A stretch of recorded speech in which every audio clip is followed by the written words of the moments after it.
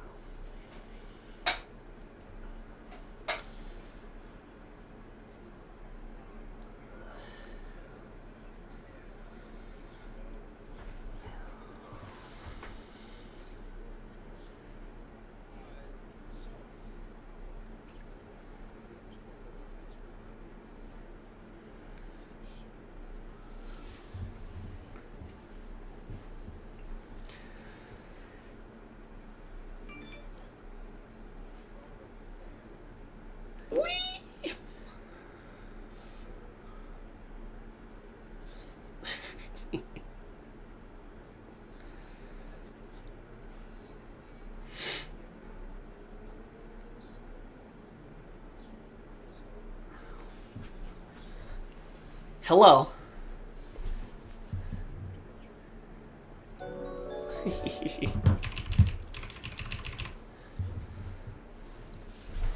Wait, we're making a band?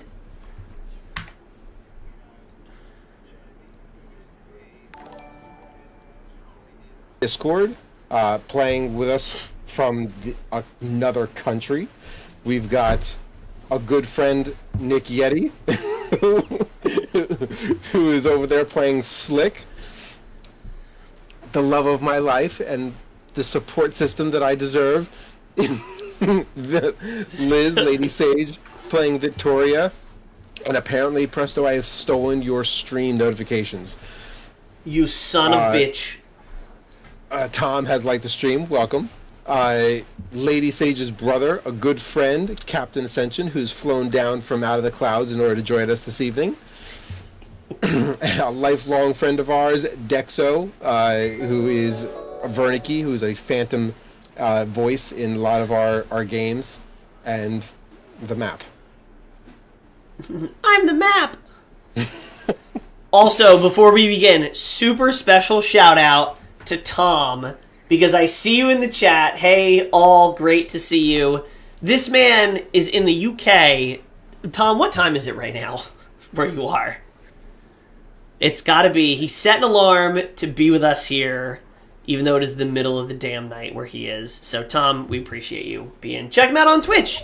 Twitch.com/TSVilla. Drop that link, Tom.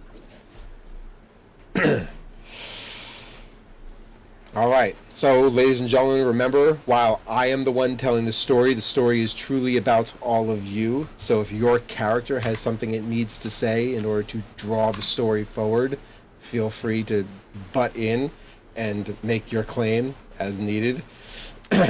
Adventurers, you have each traveled and experienced your own stories up to this point, but this is a new campaign that we are starting, so anything can go, and as far as I'm concerned, none of you know each other unless you choose to say otherwise. Looking at you two over there. This is a homebrew story, so I custom wrote it. Sorry. The homebrew rules. That was the appropriate way to introduce that. The homebrew rules that I'm using are going to be as close to book as possible, but I'm making some twists in some things. Jeremy, who is our resident experienced D&D player, if I'm doing something that's dramatically game-breaking, will kind of nudge me and let me know that we're doing something that may potentially be wrong, but for the most part, we're going to try our best here.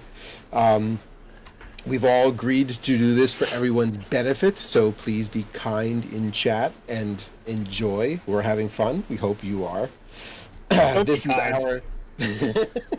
Don't be kind. By the way, we usually don't curse that much in the streams, but There's gonna be a tonight lot. is going to be adult. It could get graphic. There could be rolls for seduction. Definitely bad words and alcohol. Well, I mean, alcohol, that's kind of... Alcohol's given. This is the last event in our April Adventures campaign, so I hope you've enjoyed everything that we've done so far, every game that we've reviewed, every episode that we have discussed different games and different things that are on the Switch as well as on PC and other consoles have all been in some way, shape, or form an RPG game. Quite arguably, Dungeons and Dragons is the granddaddy of all RPGs, so we're ending the month strong with this.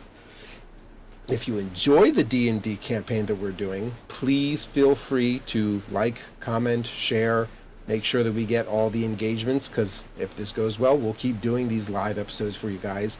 The campaign that I wrote can be used for multiple different DMs, not just me, and we can continue on a saga with this as long as you guys continue to like it. So, with that said, take a quick moment, grab your snack, your drinks, turn down the lights, sit down and get relaxed as the Nintendads presents The Threads Between.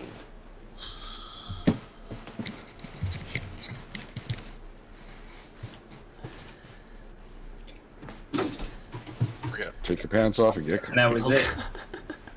And we're done! We made Yeah. it to the end, we killed the final boss. Which was the TM.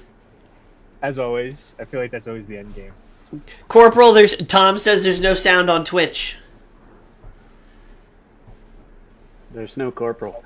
That's If gonna he be comes, fine. if he comes back dressed as a chicken, fuck. Welcome! Welcome! Welcome, one and all! No, there is Welcome! indeed. Welcome, come in, come in! My name is Chicken Meat! Yes, Chicken Meat! I know! The name is funny! Please, hold your laughter! I tell you, Chicken Meat was not a name that I had been born with, but it was a name that was given to me. Chicken Meat is what I would be if I had not been saved by a band of heroes. In fact, sit down! Welcome to the Cockadoo Cavern! I will tell you the story of the heroes that have saved me and gave me the name Chicken Meat the Bard.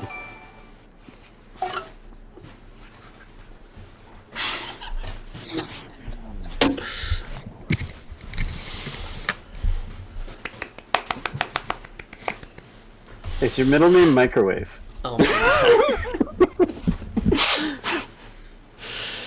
god. Okay. That was epic. For God's sake, somebody clip it.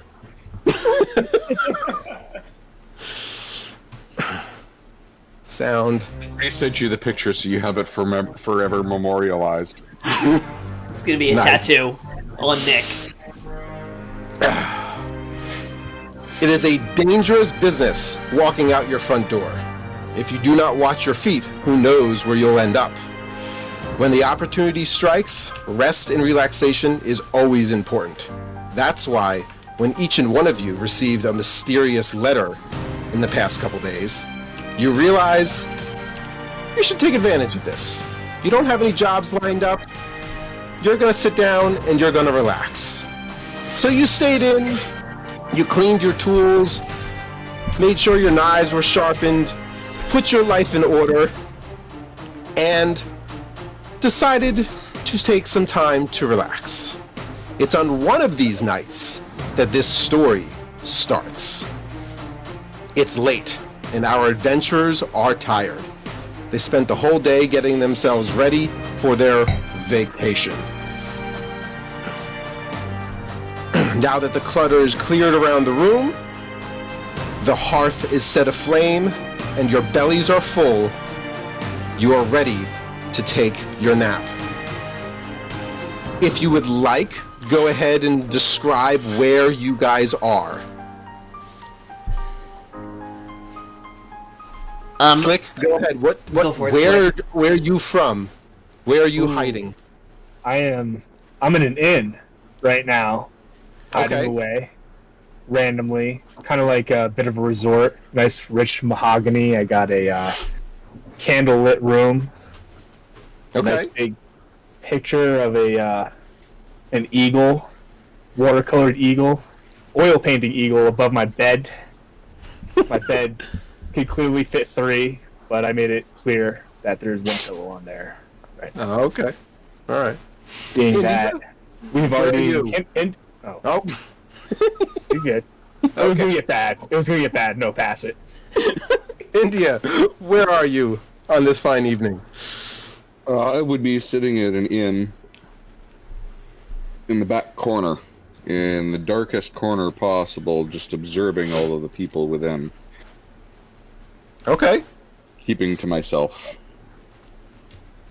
Dexo, where are you? Well, I got kind of scared by a letter that got like just showed up at my door the other day, so I went and hid out in the basement for a while. I mean, it's a gnomish house, so we have a pretty nice basement, but you know, just to keep it safe, I bolted the door and hunkered down for at least 2 weeks. Okay. Okay. Bad wolf came and knocked. Thorkum? Well, I'm at an inn. I chose the top floor. I usually make sure to bust out the ceiling so that I can see up to the Heavenly Father and the stars above. So I'm laying down on the bed, gazing up upon our Creator. Victoria clearly shares a different opinion of you by her face. Go ahead, Victoria, where are you? I'm in bed. I don't know why you're talking to me. you're in I'm bed. asleep. It is Dexo. Do you have any information you want to provide about where you're sleeping this evening? Yes, hello, I'm Diox, not Dexo. I'll thank you to remember Diox, my name, sorry. please. Jeez. I am in a comfy little tent outside of town because I may or may not have gotten banned from the inn where I am staying. But yeah, a cute little owl came and dropped off this letter, and I read it, and it sounds all good. So I'm just gonna keep on camping out, toast some marshmallows, and go to sleep. All right. It's late. You're all tired. And there is a storm coming in the distance. For the most of you, you can hear the rain tapping against the window or the roof or the edge of your tent. You turn and you lay down, get tucked into bed, and you notice that the storm has came upon you quickly. Tap, tap, tap, tap. The rain splashing against your roof. As you lay, sleep finally takes you, but you're stirring. Something just doesn't feel right. Your instincts tell you that there's something wrong about this storm. There's something not normal. Boom! Thunder and lightning outside get worse and worse. Boom! Boom!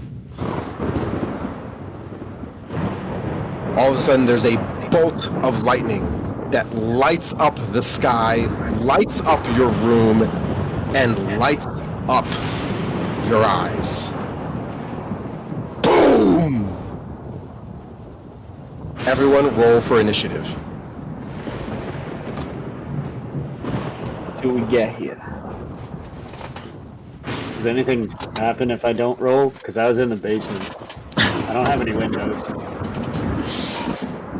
If you were laying in bed and you were asleep, you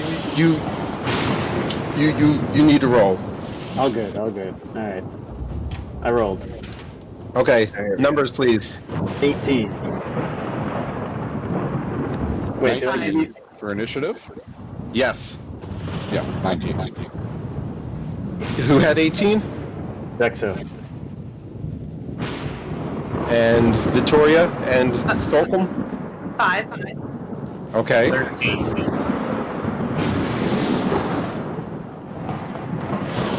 And Diox? Are you muted? 13. Thank you. That's appropriate.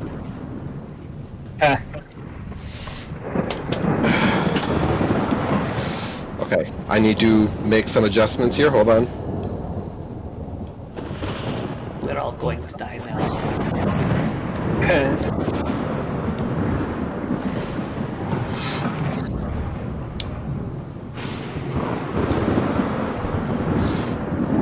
I've always wanted to fight a thunderstorm.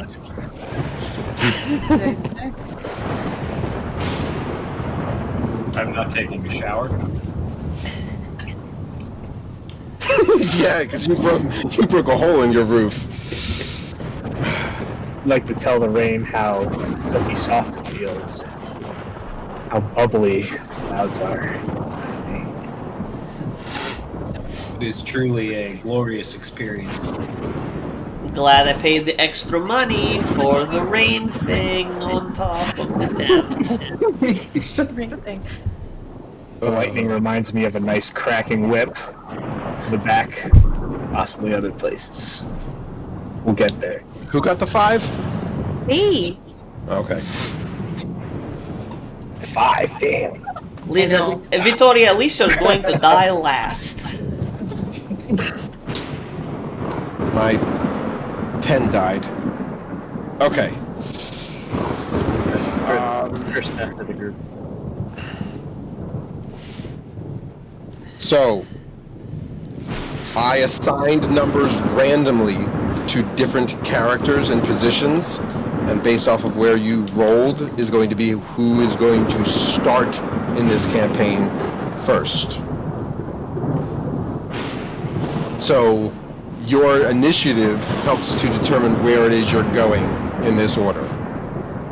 All right? That was a cool way to do it. I thought we were going to have to fight God first. I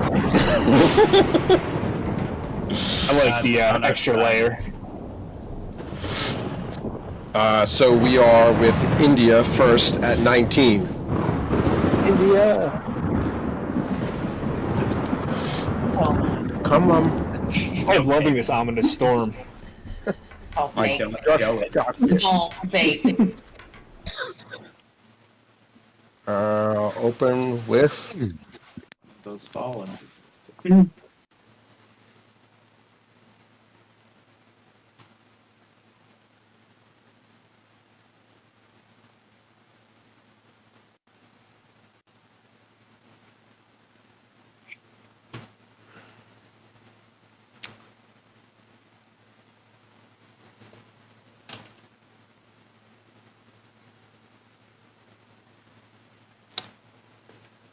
I forgot.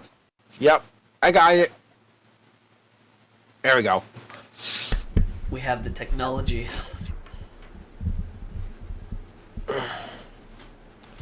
Okay.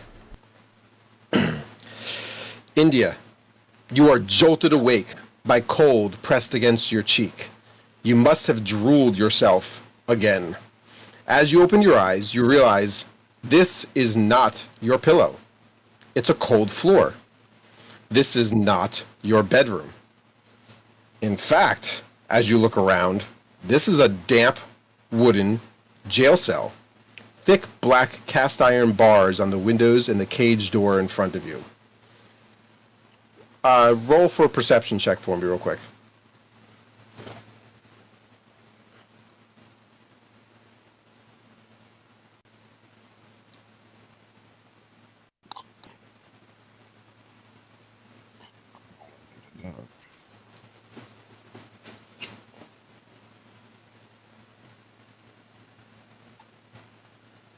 What was it?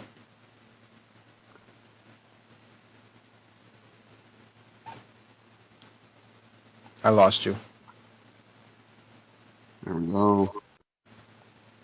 Perception, I got a 9. Okay. That works. You sit up and you realize that your legs are chained to the floor. Although they are not your legs. They are woman's legs, but they are that of a fox. A fox folk, a female fox folk with a big red bushy tail. As you figure out what's happening, or try to, you hear a strange voice coming from behind you. Look Who woke up? I broke your neck before. Don't think I won't do it again. You turn your head and you see a tall, large goblin in a guard's uniform on the other side of the iron bars. He grabs the handle to the lever, clunk, and unlocks the cage door. Anything you want to say to this goblin? Nothing in particular yet. Okay. This large, massive goblin steps into your cell with anger in his eyes. He grabs you and wraps his massive hands around your neck, clearly with intent. Suddenly, you both hear the front door to the room open. The guard drops you. It's about time you got here. What happened to you? Your face is melted? What are you doing? An ogre comes bursting through the door, wearing a soldier's uniform. On one side, his face is drooping to one end. Despite this, he looks baffled. The ogre frantically turns his pockets inside out, revealing a half-bitten loaf of stale bread. That stupid rat! The goblin guard turns to you and smashes you over the head and knocks you out cold. Nick, Yeti, Slick, you're up next. Feel like I'm up. What's up? Thorcom. 1, 2, 3, 4, 5, and Dexo. Okay. Actually, speak goblin. A violent toss of your body hitting the ground jolts you awake. You start coughing and gasping for air. You realize this is not your bedroom when you suddenly hear a voice come from behind you. Captain! I found this stowaway below. I thought he was dead, but apparently he was just unconscious. A burly, large bear folk, dressed like a shipboat captain, walks over. We paid for discretion, not the dead. What was he doing in a cargo hold? Roll for endurance for me. Endurance. Yes. That's not an option. I wasn't dead. I don't know why, but I don't see endurance on here. I don't see endurance Survival. either. So yeah, it's a survival check, sorry. Oh, Wait, okay. Is this okay, so Yeti's rolling or Ooh. Dexo? Yeti is rolling. Got a 10. Okay. Wait, are Slick and Minus Dexo one? both? Oh, 9. I'm sorry. It was 10 minus 1 because it's a minus modifier. So it's a 9. 9. Yeah. Are Dexo and Slick Suck. both in this situation? Yeah, No, because you called me out, so I'm confused. Did I? We're- No, I'm sorry. I was writing my list down for something. Disregard my Dexo call out. It's Slick.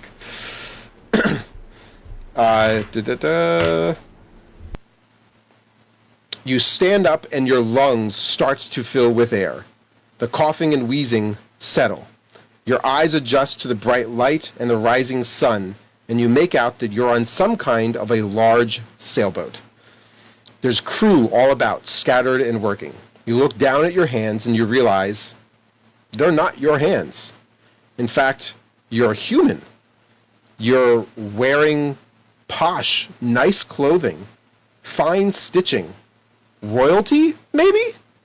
Everything about you, in fact, is different. You feel around your body and your face and your arms and you realize something is wrong. You don't have your weapons with you, for one. As you compose yourself, you turn around and you try to get your bearings. You're on a boat that's moored against the dock. Beautiful white sandy beach island. Palm trees and birds can be seen around. As your senses start to come back to you, you realize that there's salty air floating around, the wind blowing cool beneath your clothes. There aren't many people on the dock below, as it is still early, but this place is very pretty. You notice the boat captain walking up and gives you a quick glance, the gears turning in his head, behind his eyes. Over his shoulder, his first mate, a gray-beard elf, whispers something into his ear, and the bear captain quickly responds. "You're right. Let's do it." The bearded, muscular elf appears behind you. "It's time for you to get off the boats." The bearded elf takes a swing at you. It's a surprise attack. Roll for initiative for me. Roll for initiative.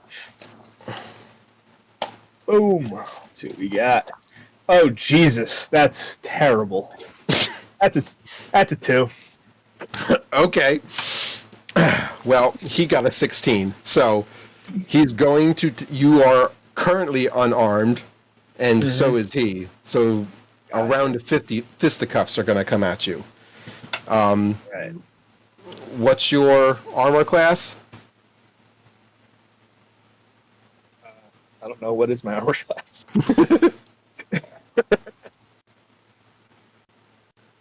How do I check that? Your armor class is listed right beside your initiative modifier on your character sheet. It It should looks be like like shield. all the way to the right. If you scroll all the way up on your character, all the way to the right. Armor class 12. I was looking for a word. I thought armor class was like knight class or orc class. My bad. You said 12? 12. Okay. He takes a swing at you. He grazes against your shoulder. Doesn't really connect and doesn't hurt. What are you going to do? Listen there, buddy. Chill out. Everything's fine. Just trying to get my free ride in over here. Nobody got hurt. Does you want me off the boat? I don't want to be on your boat. It's a terrible boat. I've seen millions of boats like it. I don't know why you're swinging at me. If you use your words, be nice. I'll be on my way. That's a gorgeous looking beach. I'll go take a walk, head out to the bar, and check out what's on the menu. And by on the menu, I mean who's sitting at the bar. The bear captain walking up. "Devin, stop playing with your food. We need him off the boat."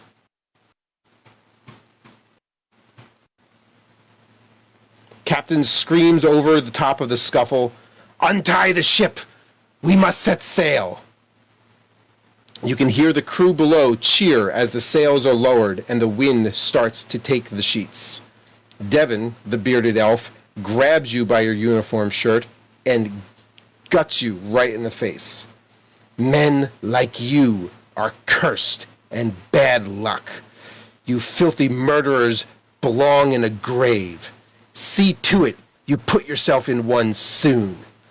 He punches you in the stomach as you double over in pain, taking 1 point of damage. While the boat is in motion, he grabs you and tosses you off the vessel, onto the docks below, landing like a sack of potatoes, rolling across the planks, hitting your head hard on the pier. As the boat sails off, leaving you on land behind, you make out the name painted on the stern. Sharon. As you lay there, in a daze, a humanoid rat walks over to you, shaking his Not head. turned on. Not turned on. just so you know where I'm at. Turned off. You're turned on already? Turned off. Oh, turned off. We need like an arousal meter next to his I character. understand. I just took some damage falling, but as soon as you put humanoid rat in front of me, yeah. Picture with a skirt at the bar is just Master Splinter? now Master Splinter in a bikini is what I see right now. Hold on, I'm putting you guys in place of the initiative roll so I don't have to worry about it later. Okay. Here we go. I see what's going on here.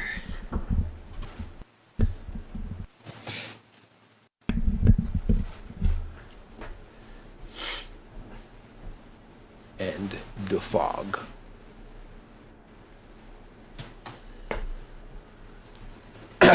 Okay.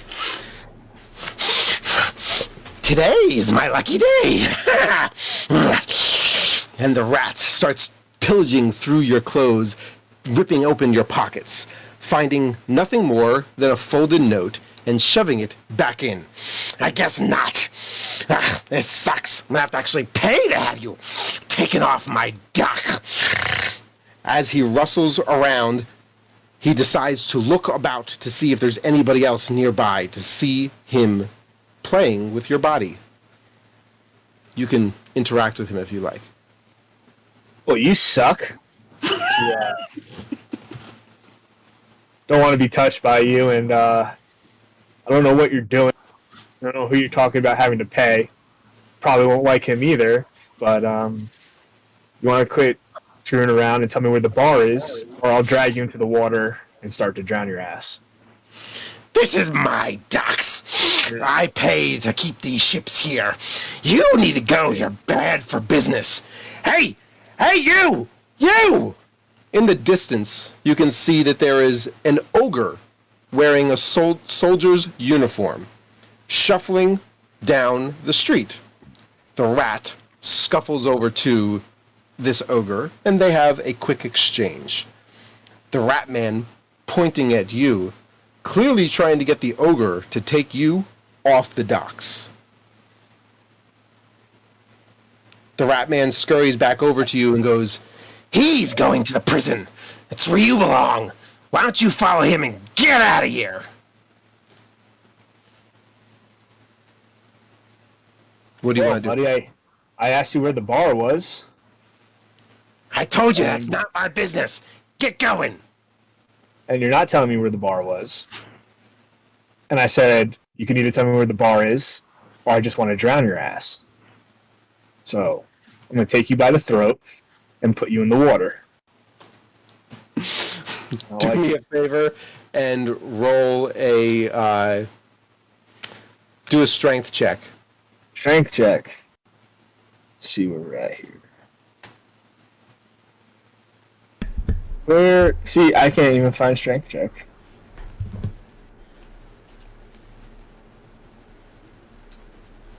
What would be my, would that be in athletics? Is that what that would be? You have strength. You have a +2 to your modifier.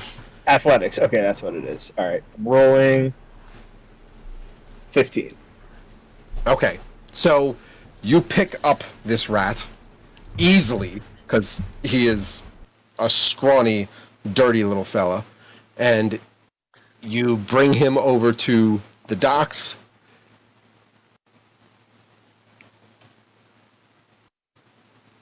Oh, I'm still moving fog. My bad. There we go. You bring him over to the docks, and you toss him off and into the water.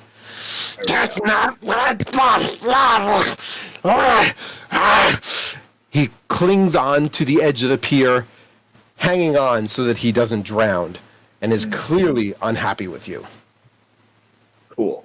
So while he's clinging there, I'm going to walk up, put my boot above his head, like I'm going to kick it back in, just be like, now I politely asked you where the bar is. So now you can tell me where this bar is at, and I'll help you back up, or we can keep doing this. It's slightly to the north. That's to the north. Just leave me alone. Well, I was going to help you, but you said leave you alone, so you can hang out, and I'll be on my way. Okay. You are going to head up the gravel path and bump into an ogre, and that's where you're going to just stop for a moment. All right. Mitchell, if you've gathered, we are switching to your perspective.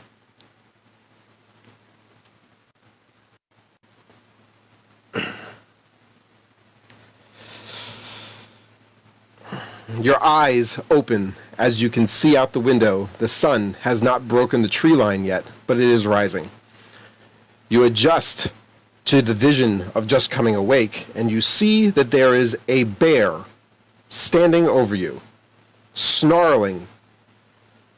Coming out of a daze of just waking up, you realize he's screaming. "What are you doing? Wake up! Dear Astroman, you look dead. I was about to let them take you to the morgue. I thought you'd never wake up. You look like your face is melted in your sleep. You need to get going. You have a shift to get to, and you're already late." Would you like to respond to this bear? My creature, how have you come to me today? Where am I? Jesus, you really must have had a rough night. I don't know what drugs you're on, but you are a soldier who's supposed to be guarding the prison, and you're already an hour past due. Come on! This bear grabs you by the scruff of your body and picks you up. Yes, you're flabby, let's just assume. And shoves you, pushes you, and shuffles you to the end of your bed, where you find that there is a chest filled with clothes that you do not recognize. Some sort of medieval guard. Not the type of clothes that you normally wear. At a quick glance, you realize you're in an old, rustic military barracks. The chest in front of you is worn and has seen many, many moves. You have a sudden pain in your chest, striking you, almost startling you back. Give me an endurance check.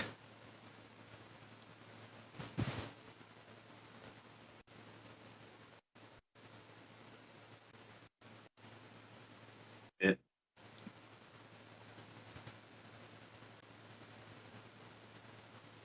18. Okay. While the pain is startling, you're able to muscle through it. Almost as if you're willed by muscle memory, you start to get dressed when you realize you're putting somebody else's legs into these pants. These are not your legs. You're green. You look around and you notice that there is a bathroom just off to your left. As you rush in, there is a tin mirror on the wall. You are an ogre. Your face is melted or drooped to one side. This is not your face. These barracks are not your home. And that most certainly was not your bed. You don't have any of your weapons or your gear at your side. What on earth is going on, and where is my body, is exactly what you are pondering when suddenly, whack! You are mashed in the head with a green apple. I said, get the hell out of here! You're late! This angry humanoid bear walks over to you and shoves a crude, hand-drawn pamphlet with a map on it, and picks up the apple and shoves it into your pocket.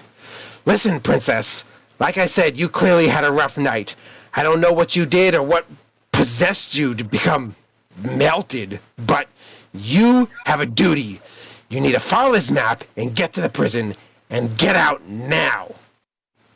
As you run out of the barracks, you are blinded by the early morning sun, and within a moment, you can see you're standing on the edge of a swampy forest near a gravel pathway, palm trees and the smell of salt air all around you. As you look at your map, you're getting a bearing of where you are just on the edge of town.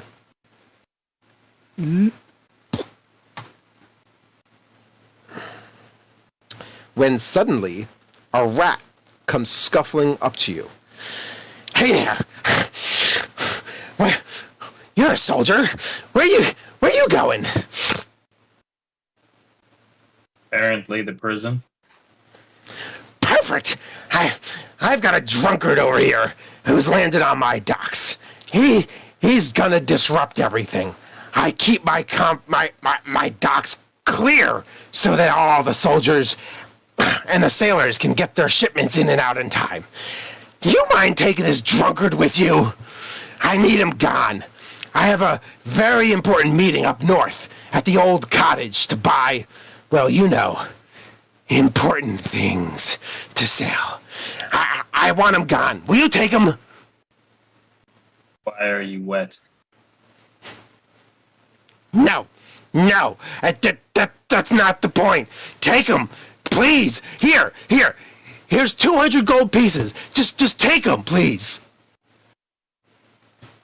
What did he do? Told you he's a drunkard and he's on my docks. He doesn't belong here. Take him, please.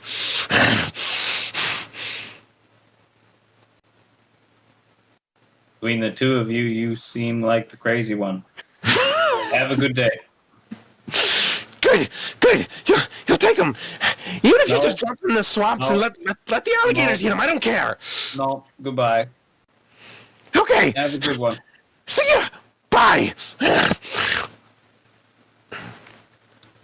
You don't know this yet, but you and Slick are now standing outside of the barracks, looking at each other as the rat scuffles off. Based on context.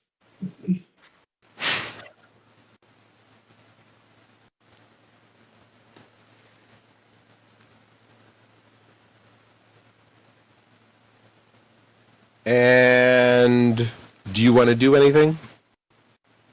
So we're hanging outside this barracks. So do you know where the bar's at, my guy? Because it's where I was headed.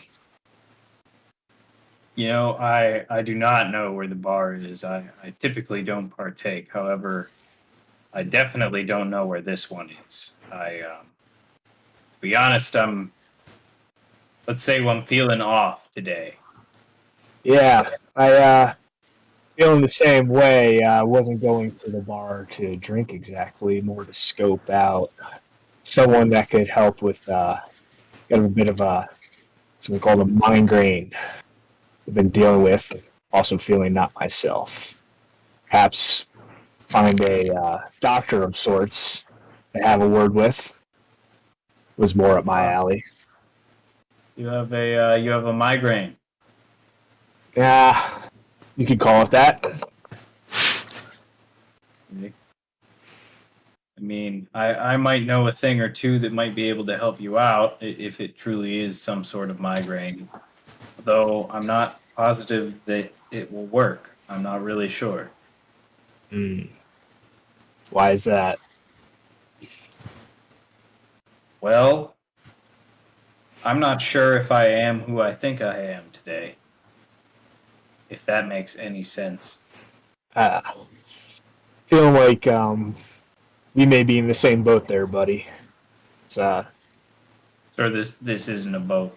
This is dry land. The docks are back that way with the weird rat. yeah. No, I put him in the water. We're not. Yeah. Oh, Okay. that was you. That's why he's wet. Yes, good. Well, Yeah. God did okay. make him last. He hates him. Did you like him? What did you No, think of I the just- rat? No, I don't. Okay. Rats are Okay. stupid. Yeah. No, I asked him where the bar was, and then that whole thing went down. You Ah, could have. Yeah. But the not very friendly rats. no. Yeah. I'm not in my own body, man. That's kind of what's going on with me. Yeah, that's absolutely what's happening. In my normal body, I know that I could absolutely help you, but I don't know if that would work. Well, maybe we should go take a look through town and see what's there and scope out if there's any special. Well, some bear Skills. person told me to go to the prison, but I could do that. I mean, what's out of prison? I said apparently I work there. I don't know. Oh. So maybe why don't we go head to that prison and see who people think you are? We start some investigation there. Keep a low profile. We don't need everyone to know our little secret right now. That is true. We definitely could go to the prison. You could be a visitor, perhaps, and then I'll pretend to be Nice. Jim. Jim. All right, Jim. I just want my nice big visitor badge. I can just be. I'm slick, by the way. Didn't Very nice. Yeah. Very nice to meet you, sir. I'm Thorcom. Thorcom. I like Jim. We'll do Thorcom though. I want visitor though. Just I don't want my name on it. It's Very, very well. We'll see what we can do. I don't really know how to go about this because, again, I don't actually work there. But we'll see. Oh, have you never been to a prison before? No, I have not. Don't worry. Yeah, you don't seem dumb, and they're all really fucking stupid. So you're just don't be too smart when we walk in there, and we'll be good. Okay. Well, okay. That I'll try. You don't have to try. I might.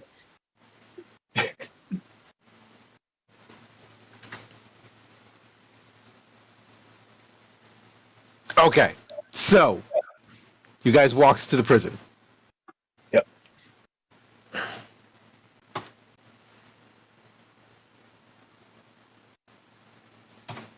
Is that an impact crater or a flower?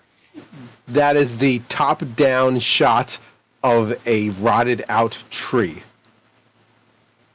Okay. I didn't make the map. I'm just using it. Very good. Is there treasure inside of that? Possibly, since it's hollow, I'm guessing.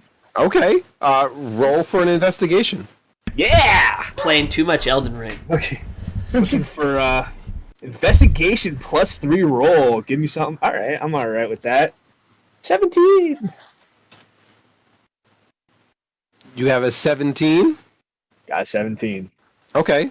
So you start digging through this rotted out tree, and as you're tearing about bits of the bark and rotting wood, you find some beetles, some worms, and a few North American termites. That sucks. That was a waste of my time. I'd probably just brush my hands friend, off. What are you doing? I don't know, man. I just had this feeling that there could be maybe something hidden in this hollow tree that we could use, and it looked very conspicuous. So, Okay. but yeah. Alrighty then. As you walk into the prison, there is a female fox that is chained in the corner. Nice. I'm happy now. There is a dead body that's in the center of the room. No, I'm not And okay with that. there is a green goblin who looks to be very concerned that you have just arrived. At this moment, there is a sudden explosion off in the distance, up to the north side of town. A thrust of wind and bluish-green smoke burst through the trees, shaking the building and knocking the two of you out cold. Nice. India, we are back at you. Go ahead and roll a Constitution saving throw. A Constitution saving throw for what? You were knocked out, so you're trying to come back from being knocked out. Hold on, I'm going to the bathroom. Otherwise, I'm going to have to make a Constitution saving throw. Hold on. I got a 6. Ew. Okay. Groggy as hell. While you are awake, you are definitely groggy. You are still unsure about what just happened, but your head hurts a whole lot. Your eyes are trying to focus, and you can see a droopy-faced ogre standing in the doorway, a very well-dressed man who's slumped up against the door as well, and a goblin who looks familiar to you because you were knocked out, who is now passed out on the floor. There is a dead body in the jail cell at the center of the room. You can take a close glance, and it looks like its neck has been slit, and it is bleeding all over the floor. Okay. Is there any other implements nearby, as in the knife that, slit its throat? No. No? Okay. I'm still chained up, right? Correct. Okay. See if I can roll my sleight of hand to slip the cuffs. Okay. Go ahead.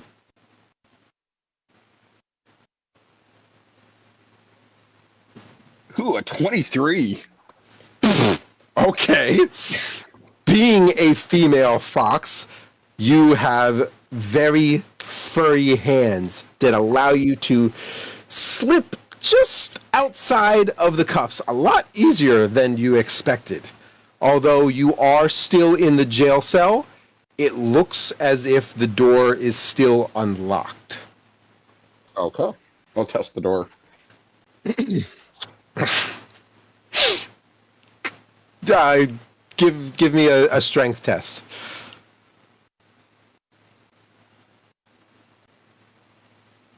You 4. While it is an extremely heavy cast iron cage door, it moves, but not enough for it to be fully open. Okay. Just enough to squeeze through? Give me acrobatics check? Athletics or acrobat? Athletics. Athletics is fine. At 21. Okay, so you slip through the door. Yet again, your fur making it easy for you to kind of get through and pop out on the other side. You're now in the main room, and you've got a droopy-faced goblin passed out by the door, a droopy-faced ogre passed out by the front door, a well-dressed man also passed out, slumped in the corner, and a green goblin, the prison guard, who is knocked out on the ground. Well, first things first, the prison guard needs to get locked up somehow. He can get somehow thrown in the cell. You want to drag him over to the cell that you were just in? Yep. Okay. Give me a strength check.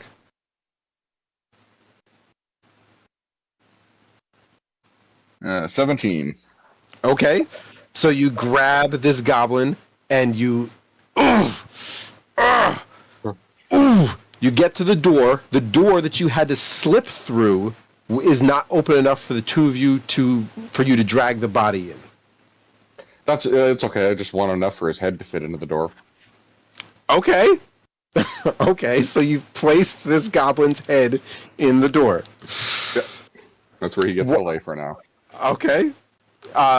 Slick and Thorkum, go ahead and also roll me a Constitution saving throw at this moment. Anything else you want to do, India? Search his body while I'm at it. Might as well. Okay. Give me an investigation check.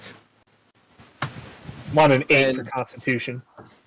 You got an 8? Okay. 12. You got a 12. Thorkum, you wake up. You're dazed, but you're awake, and you are able to see India. Natural 20. Oh, okay. You search. Okay, so you search his body, and you find the key to the shackles that are in the room that were holding you in, the key to the lever, which locks and unlocks all of the cage doors, and a key to a closet that is in the corner of the room, not visible on the map right now. Okay. Thulkum, you have just watched India search the body of... RNO, thank you for liking the stream. Welcome. You have just watched India search the body of a goblin, which he just precariously placed his head in between the edges of a door. Slick, you are coming to at this moment, but you are still very groggy and on the ground, but you're able to kind of look around and see what's going on.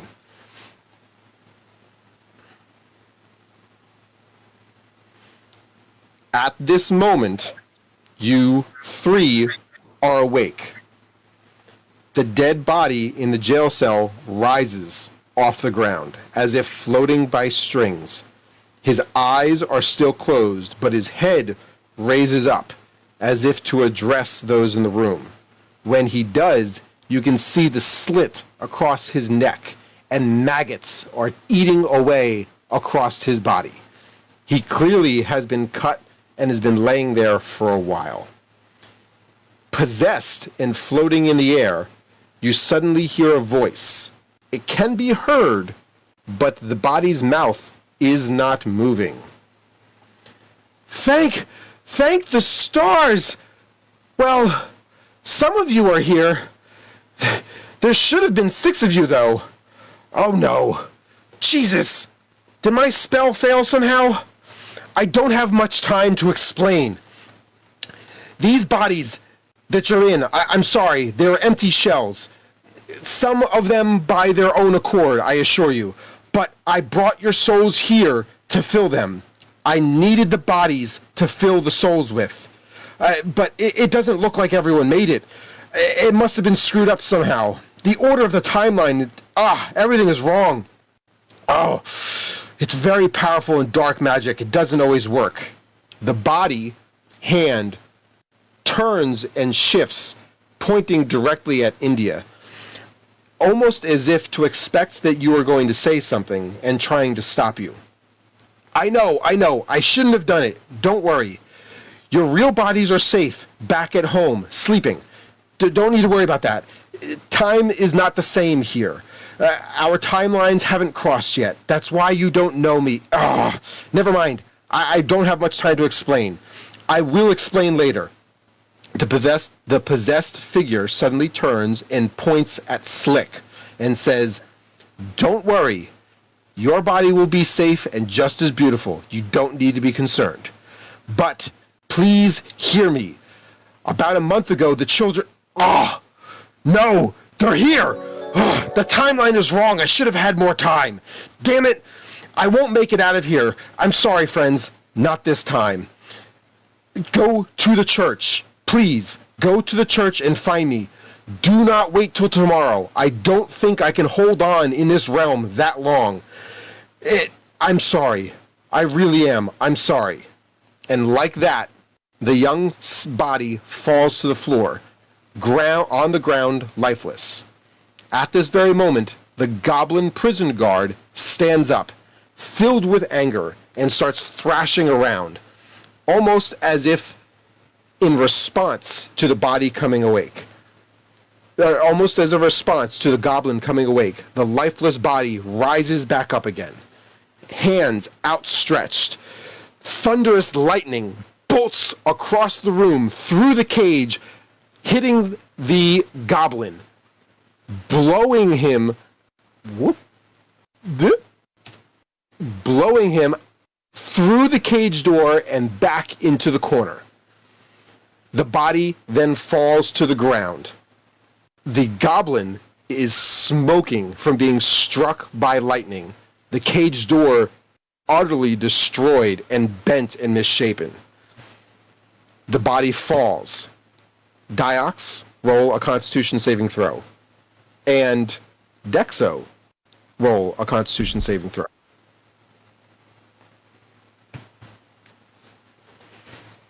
Where's Constitution? Or a survival. I'm sorry. I'm using Constitution. It's a survival check.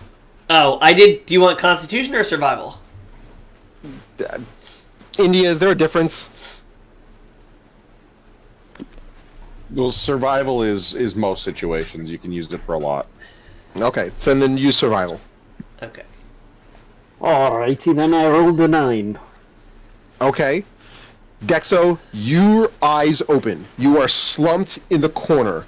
As your eyes open, you can see smoke pouring up from your chest. The shirt that you're wearing is charred.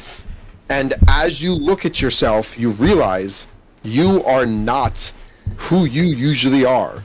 You are a goblin who apparently is smoking from being struck by lightning. Yet you don't feel any pain. As your eyes open, you can see you see a red-haired fox looking at you. You see a droopy-faced goblin standing at the door, and you see a well-dressed human standing next to him. Dyax? I got What'd a you 10 survival. Okay, so you also wake up, looking around the room, seeing a smoking green goblin who got blown through the cage door, and you are locked in the center cage in the middle of the room. And is my throat slit? Right now it is. It's itchier than I thought. Patch that right up for you. Oi, Foxy lady, you the one that put me in this frickin' cell. Foxy lady is India. Unfortunately, no. Hey, too bad I'm just smoking and not smoking hot, eh? That's to be I determined, laugh. guess. I laugh, and like a little blood spurt comes out of my neck. Oh, maggots. This At ain't a this weapon moment- situation. Calm down. At this moment, there is another sudden explosion off in the distance. Green and blue smoke burst through the door, pushing everybody into the room, and a burst of white light comes across the young boy's neck, healing his neck wound and reviving the burned clothing and chest of the green goblin in the corner of the room, relieving the headache and bludgeoned injury that the fresh, clean-dressed human Slick earlier, and has brought you guys to a sustainable point. At this moment, there is a supply closet that's in the corner, and because of the burst, you hear a bunch of things rattle and fall inside the supply cabinet. Oh, let's go loot that supply cabinet. I'll walk up to it and I'll use the key. Okay. You use the key, you open up the supply cabinet, and out drops 2 flintlock pistols, a rusty sword, and... Hold on, there's something else. Oh, and a rope. I'll hold on to the rope. You guys can take the rest. I have no use for it. The sword Oh, or the I- 2 guns? I think that rope is fitted for me, so I could use that instrument. I'm just like feeling around my neck still because I don't believe that it's healed, and I'm just like I'm trying to look at my own neck, but it's not. Can't do that. I know the corpse got his neck healed, but can it talk now? Is it a talking corpse? Yes, I am just trying to figure out and make sure, because last time I did anything like laugh at this man's very funny joke, blood came out, and I guess it's not happening, so hey, look at that. Hey, great. Hey, what are you gonna do with that rope? Okay, somebody give me the gun. I want to make sure the corpse is dead. This is wrong. Relax, relax, little man. I wake up in strange places, much more dangerous situations this all the time. It's relatively terrifying, but we'll be fine. I'm good. I'm chill. Not dead. See, look. Neck flap. Not flapping anymore.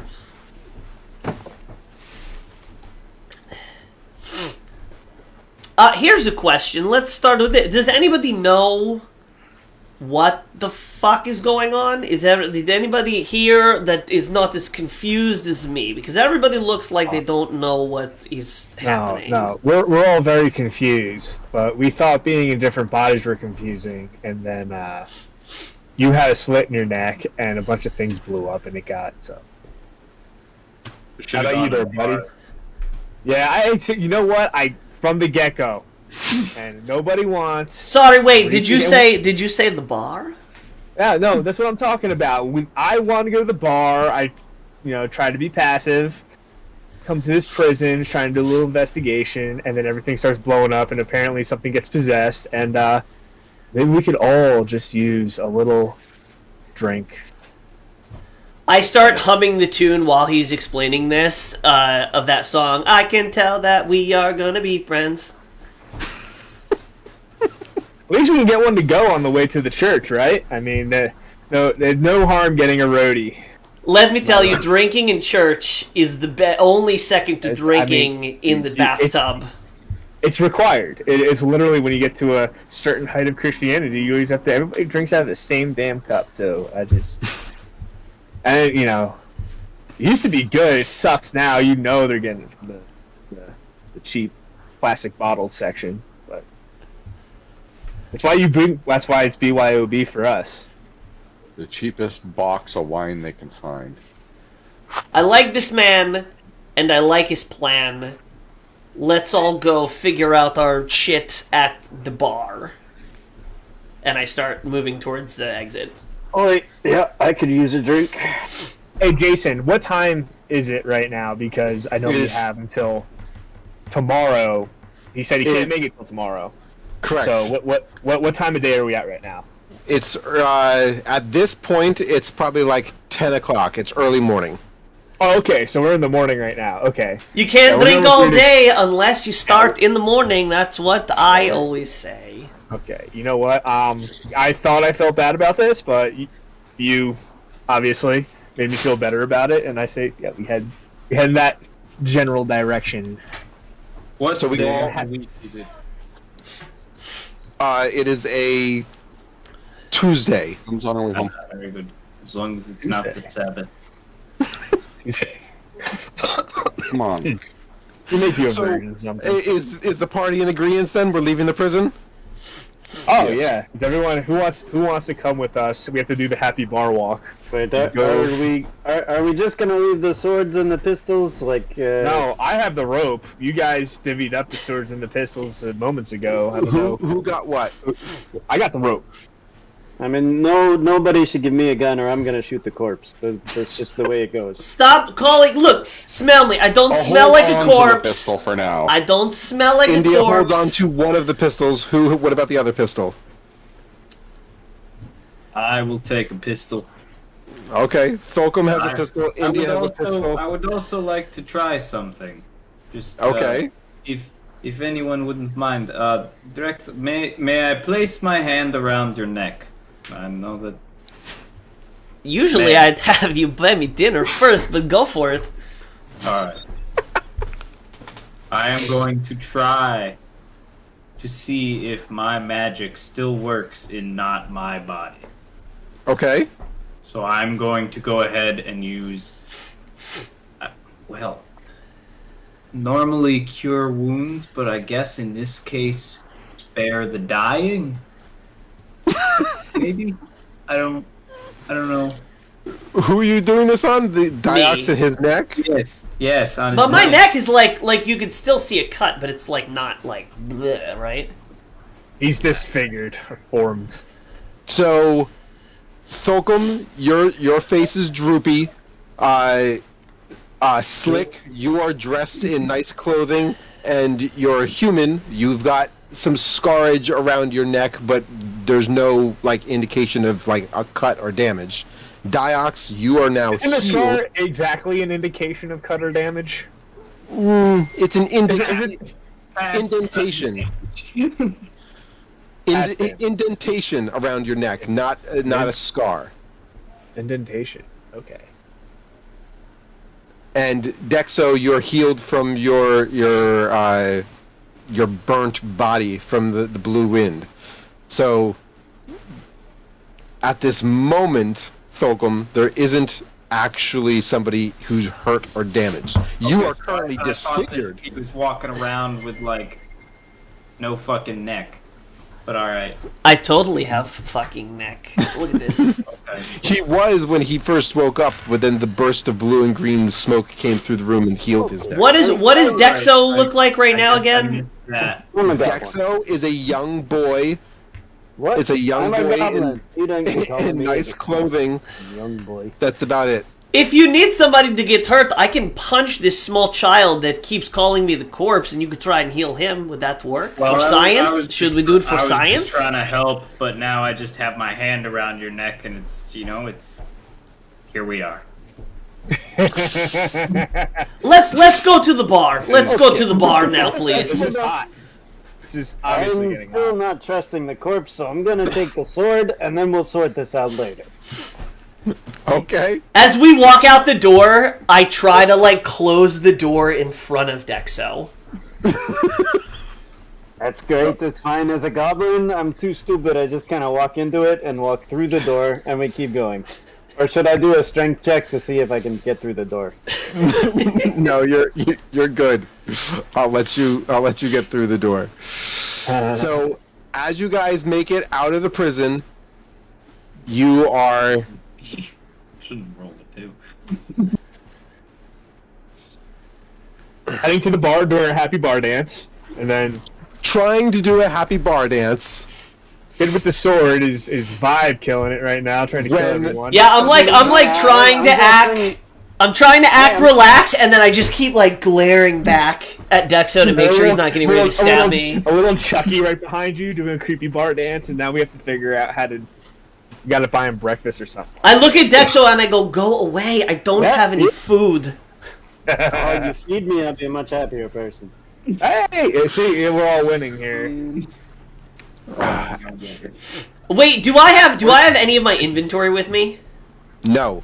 Okay. We're inventoryless. I don't even know how to check my inventory right now. This is how bad this is.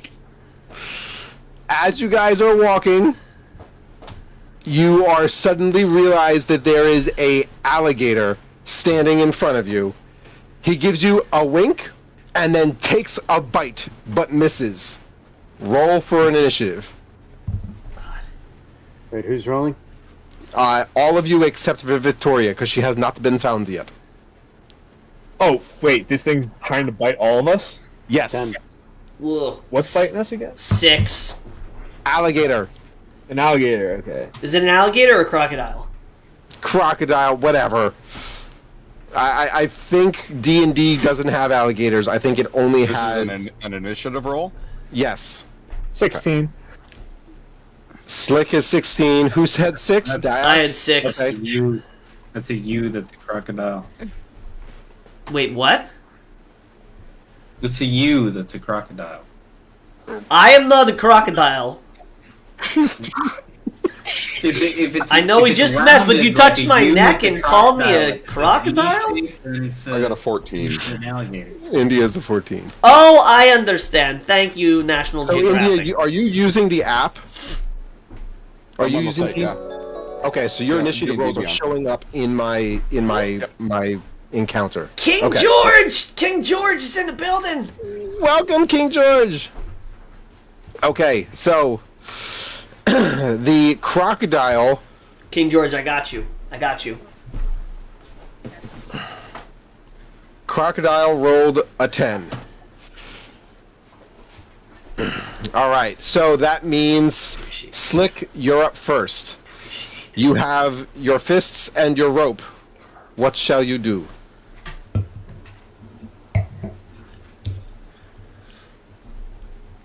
So this thing tries.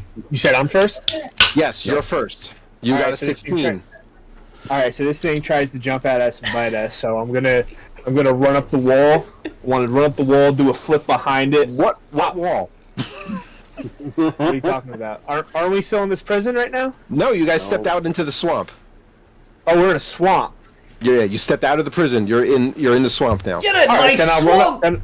then I will run a tree. I will run up a tree. Okay. Kick off it to flip behind it. I have the rope in my hands, and I'm gonna go down and try to put it around his snout real quick. And Okay, we Wrestle first the need damn thing. a dexterity check. Dex check. Dex check is. Uh-oh. Dex is my middle that's name. up. Mr. DM, someone's talking to you in the chat. I can't see 18, chat. Daddy. Oh. 18.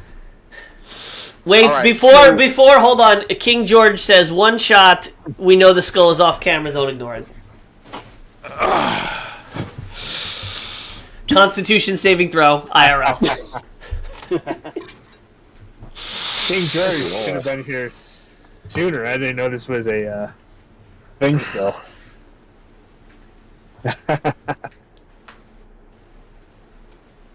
Jason, what'd you pour in there?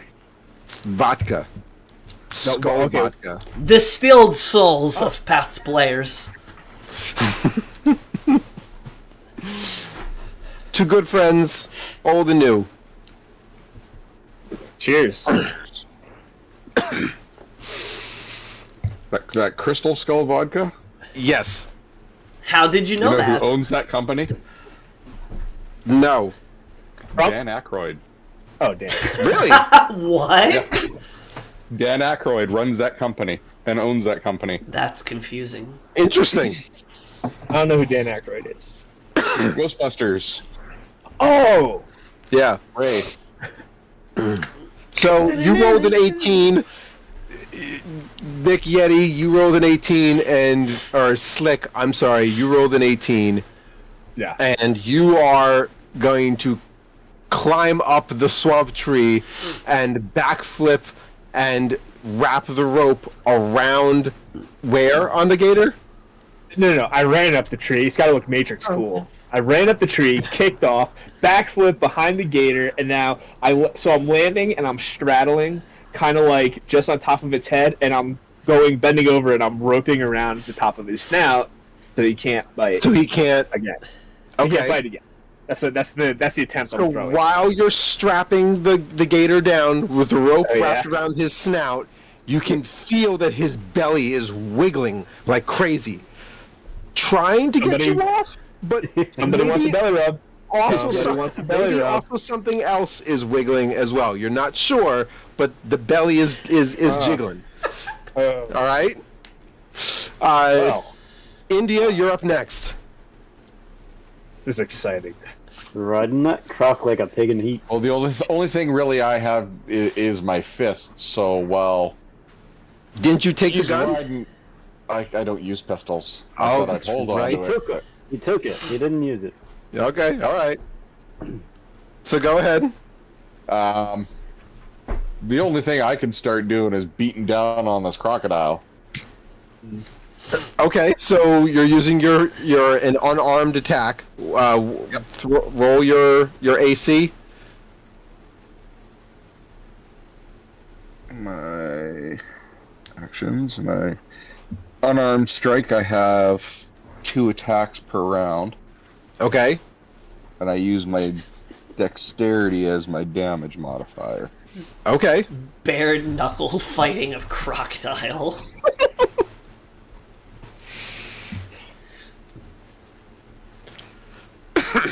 Do we know if we have spells yet? If we have our, like... You don't know if you have spells yet. That's not what I Tried was to find doing. out, but it didn't work. I offered to punch the small man, but nobody thought this was... You know what would have been better? There we go. You could just left your neck First hole. hit. Okay. I Is it very much 23? disagree. Okay, 23 hits. And roll for damage.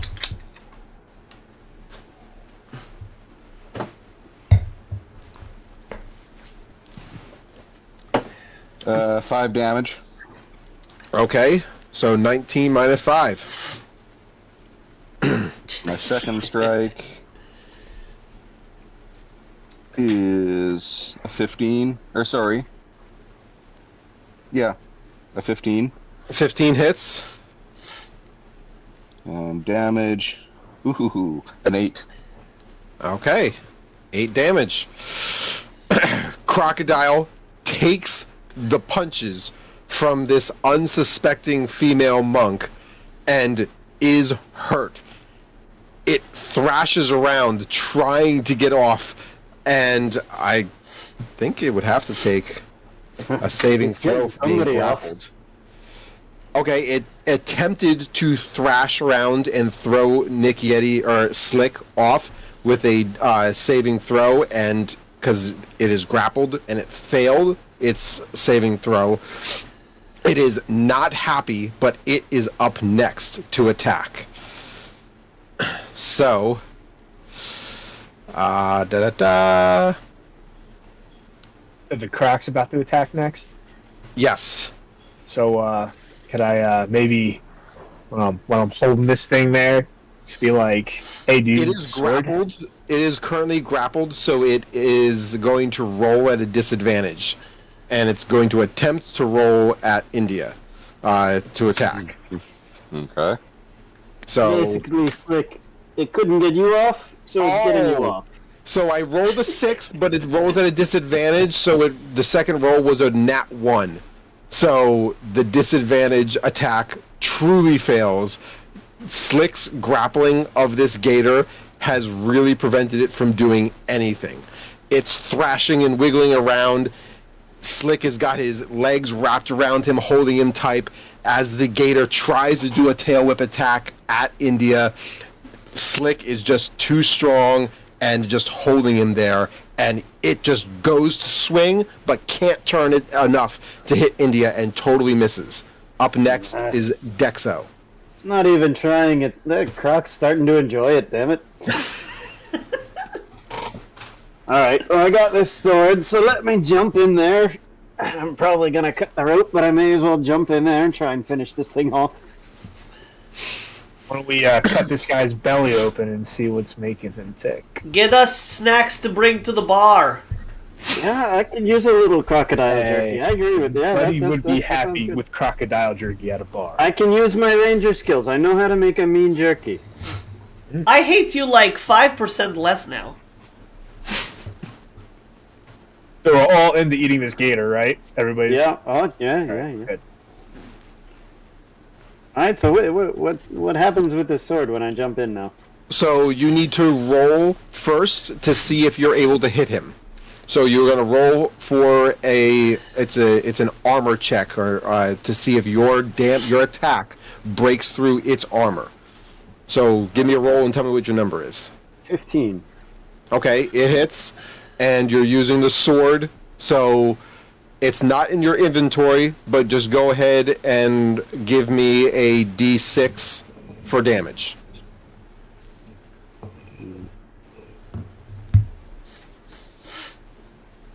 Four.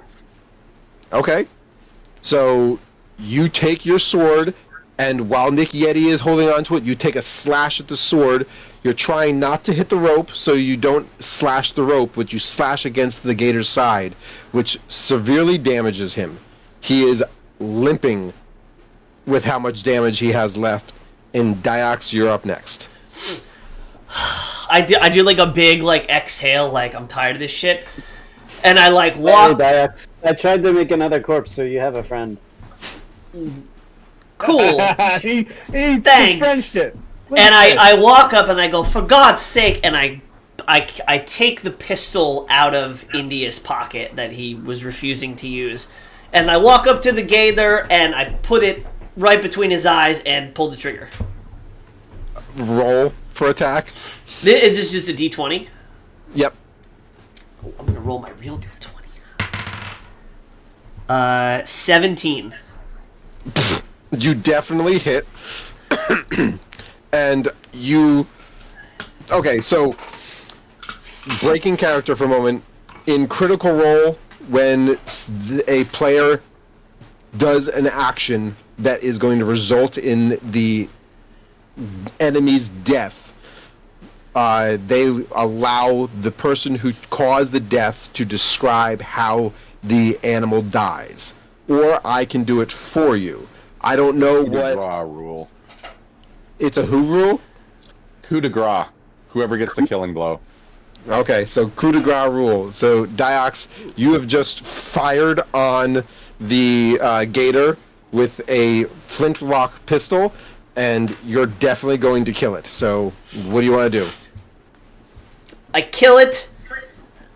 I take the pistol, I kind of hold it by like the thing. I put it back in India's pocket. I pat it, and I put my hands on my knees. I goes, "Let's go to the bar. It's taking too long. We cannot spend all our time fighting. Hey, there's some person over there. Maybe they want to come to the bar as well." And I point to Vittoria that's laying on the ground.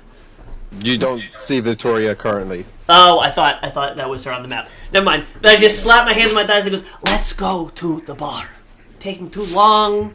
If we fight every crocodile we see on the way to the bar, we're never gonna get there." I don't think we were trying to fight it. We just wanted to fight us. As the crocodile lies there, the crocodile clearly is dead, but the center of the body of the crocodile is still squirming, shaking, wiggling, almost as if something on the inside is alive. I just thought the crocodile We need was to cut happy that to have gator me. open now, quick! Don't open it. Don't know what can be inside. That is good. No. All right. Got the genie out of the bottle. Come on. Historically, cutting open animals. Well, I mean, it could do snacks. Dex, what's your name again? Small person who wants to not be nice to me. Dixo, was it? Demo.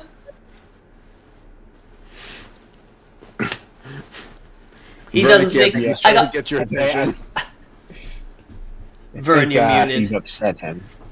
He's not. upset. He's ignoring me. If we can make it into a snack, then let's cut it open. If not, let's stop. I thought we fucking were already around. harvesting the meat. What were so. you complaining about? I was making breakfast. Oh, can you- I cut off before. I was cooking on the fire back here. Come on. Can I you had to get a snack. make whatever is in this creature's belly that may or may not still be alive into a snack? Perhaps it's probably a fish, but it might be something more nefarious. Oh, so man, I say we it's leave it too alone. long.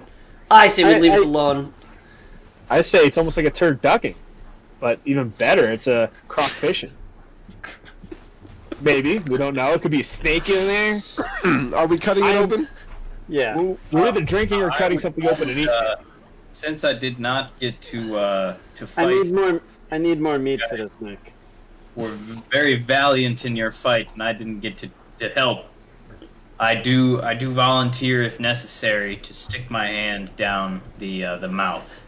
Oh, well. Now that I will stay to watch. Don't let us stop you. You just go ahead and get that thing I'm gonna down go there. back to my fire.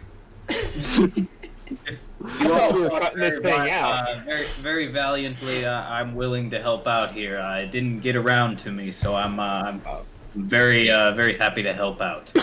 I'll help. I'll hold the crocodile's mouth open for you while you go get her. Get her done. Thank you, Slick. I knew we were the best of friends. I am I going. wanted to be part of you doing this. As they are doing this, I want to try to cast minor illusion to create a bag of popcorn that I am pretending to eat as I watch this shit show. Is this a check on if our spells work? Is that what this is? Maybe Okay. I don't know. It's what I would do. It's what I want to do with my life. First, go ahead and roll and see what happens. What D20? Yes. 16. Okay. So, what action do you usually do to summon this spell?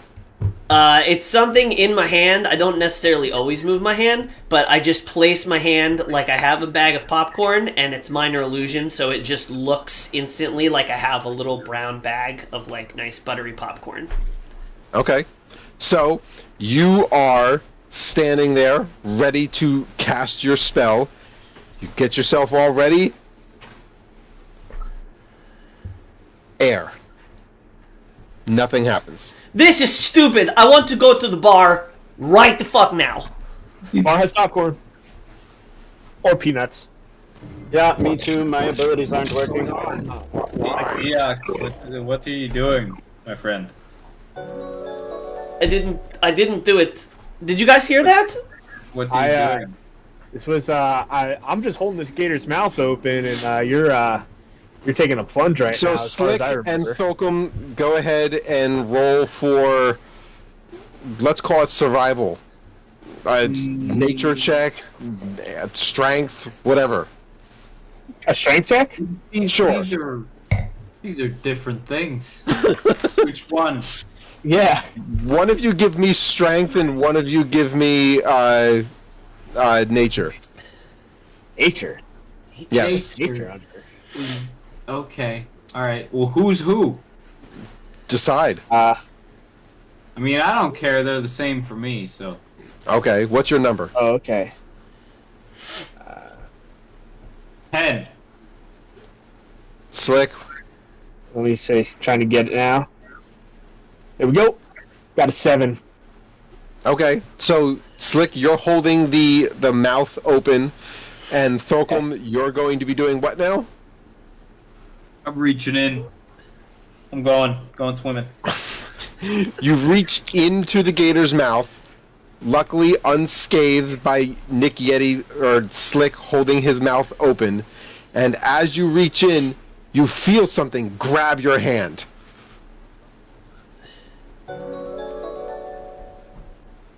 What do you do? Oh.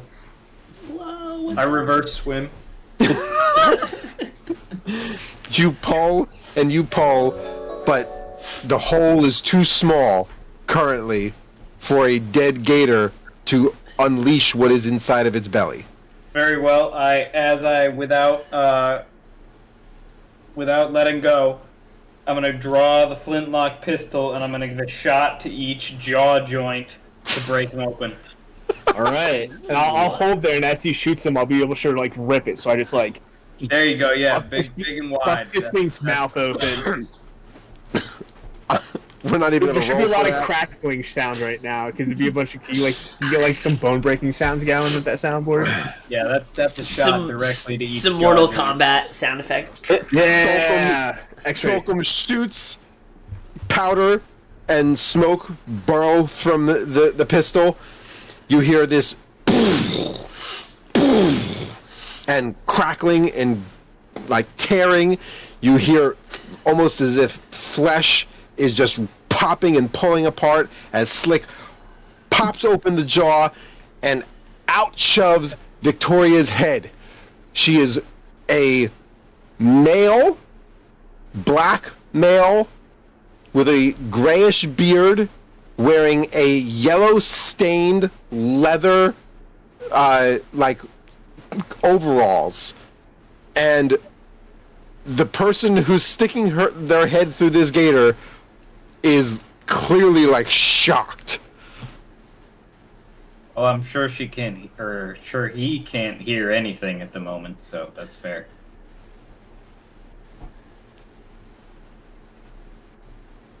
Her head's sticking through. What do you guys do? We pull her out. We gotta. So the two of you are gonna pull her out together. And yes, we pull her Give a out. strength check. We got strength check to pull her out. Strength check to pull her out. She's inside of a gator. All right. I thought we fucked that jaw, but I got a 16. You did. Oh, okay. So the jaw. Okay. The I just jaw wanna is do this fucked, gator but like now this, you're just like, pulling her out. oh. All right. So you got a 16. You Slick knows how to pull out. I got a 7.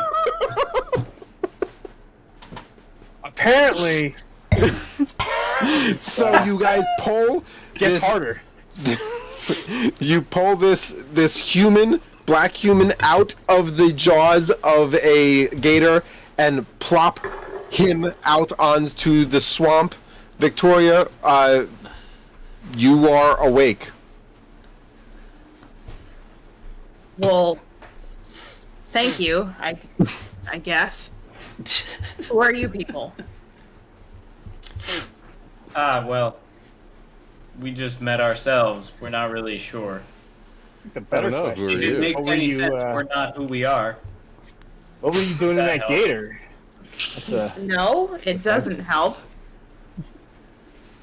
I don't know. I didn't fight the gator. I just You know.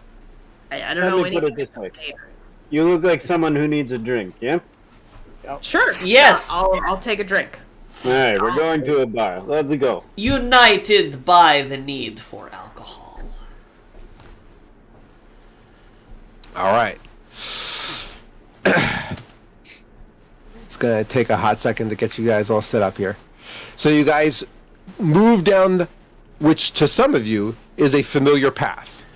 Up at the top, you're now on top of the hill, which wise out in 3 different directions. I am going to give each of you the opportunity to do a investigation or perception check for the surroundings that you're in. And together you walk through the swampy forest, following the muddy, wet gravel pathway leading back towards town. As you all just come through the crest of the forest wall, some of you are on a familiar path. You guys finally make it back in one piece. From this point, coming out of the forest, you're on top of the hill, and you're able to see most of the town from this vantage point. Just looking out around you, you're able to sense the smell of salt air reaching your nose, to hear the sound of birds in the distance, and the waves splashing against the shore. White sandy beaches and palm trees are scattered about. This is truly a beautiful place. You all can roll an investigation check for moving forward. Slick, you got a what? 17. Okay, so Slick, just on the outskirts of town, you're able to see that there is a church, a cemetery in the distance. That must be the place that the ghostly figure was talking about.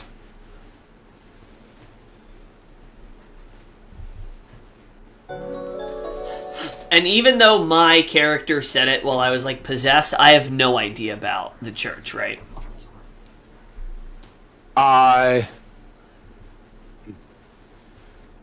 Correct, unless the party had decided to tell something to you. I was still dead at the moment. Oh, you didn't realize that you were possessed talking with Slit Neck, did you? You didn't know? No, did Yeah. I was Yeah. talking? My No. neck was talking? That's probably why the kid with the sword's so pissed at you right now. He didn't. We're each rolling for perception Or investigation. Alright, so I got a 23. Is that... Okay. I'm a gnome. I grew up in the hills. We're on a hill. Slick, you rolled high enough, so you're going to also get some added information. Many of the shops and storefronts and homes and cottages around, you're able to even see some farmlands and shacks in the distance. The harbor is bustling shopping area, and the market seems to be very active. Who else rolled and gave me numbers? I got a 19. Ooh, Okay. that was getting high. So, 23. And Dexo. Okay, so Dias. The only thing I'm really looking for though is the bar. It's near the marketplace. That would be my The shopping docks are off to your left. shopping docks. They're docks, not buildings. This is a shipping town. So the docks off to your left, just past the military barracks, leads to a market. Cancel. Leads to a market, and you particularly are able to pick up a scent of notes of rum wafting through the salty air. There must be a tavern nearby. Coming from the direction of the shopping docks. If you're able to see my cursor up in this direction. Okay. That's the direction you're moving in. Dexo, you are able to make out that there is some kind of stone building that's up over in this side of town. It's far off in the distance that it pierces through the tops of the trees, but it's so far away that you're not able to see what it is. It's clearly some sort of stone building.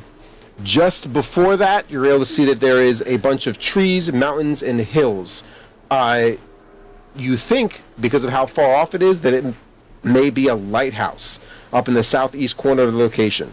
You can make out some well-kept farmlands that are up ahead, and they seem to be positioned up on a hill. So that's why you're able to see the vantage of them from where you are. Mans can see for miles. But they're so little, though. India, what did you get for your investigation? I got a 15 on my perception. Okay. Through the entrance of town, you notice that there's a library, a potion shop, a blacksmith shop. The sound of his hammer is slamming away as it slams against the metal and echoes through the streets. A dye shop for clothes to be dyed and flags to be made. Throughout town, you're able to see some stone gargoyles covered in moss and mushrooms. They're scattered around town, but they look to be aged and historic. Victoria? Got a 13. There is a moist tropical jungle filled behind you, which has a very thick canvas, possibly holding much more to explore. You find yourself in a world that seems to be feeling like it's teeming with life and energy. Standing on the edge of the shore, it looks like this is a small pirate fishing town. Thorkum? 14. You all are like rolling high on this. I had like different things for different levels, and you're all like getting top tiers. You can make out the tavern sign on a building up ahead that says the Red Herring Tavern. You're able to see the piers and the docks with boats shipping and sailing in and out. It is a regular fishing town on the edge of the sea, and as you look closer, there is a general store, several individual vendors, and some small houses on the docks. The voices of people are clamoring through the streets as it is now almost noon. And who did I not get? I think that was everybody. Okay. Sounds like happy hour.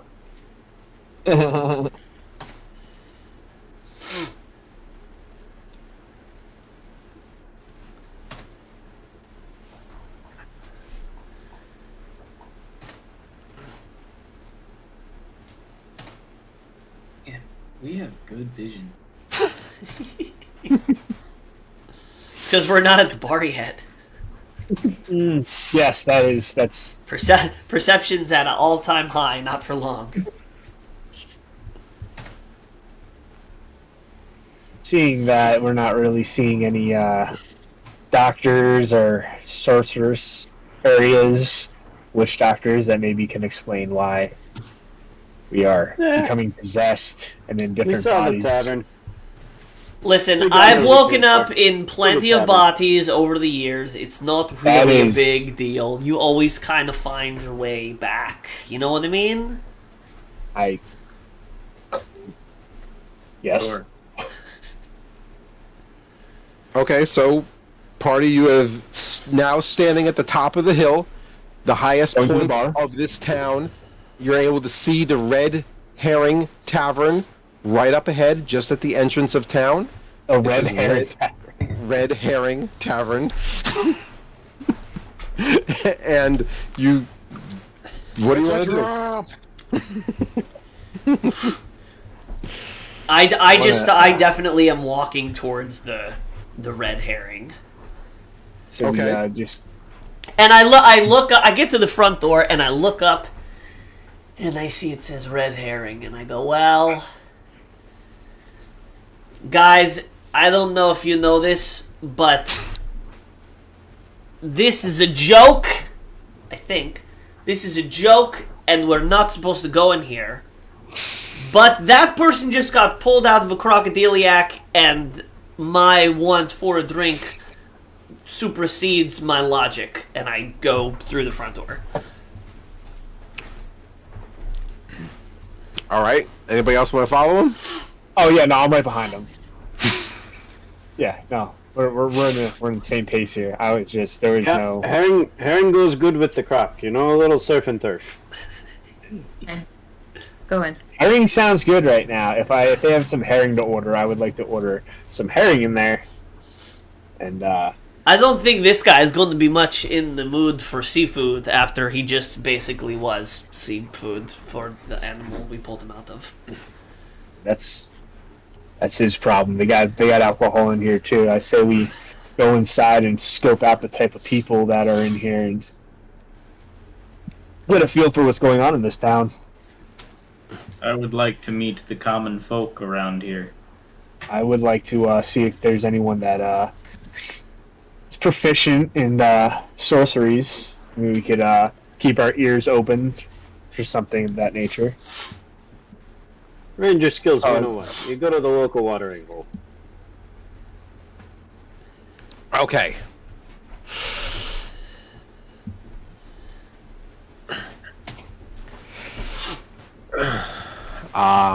You are going to go into the tavern.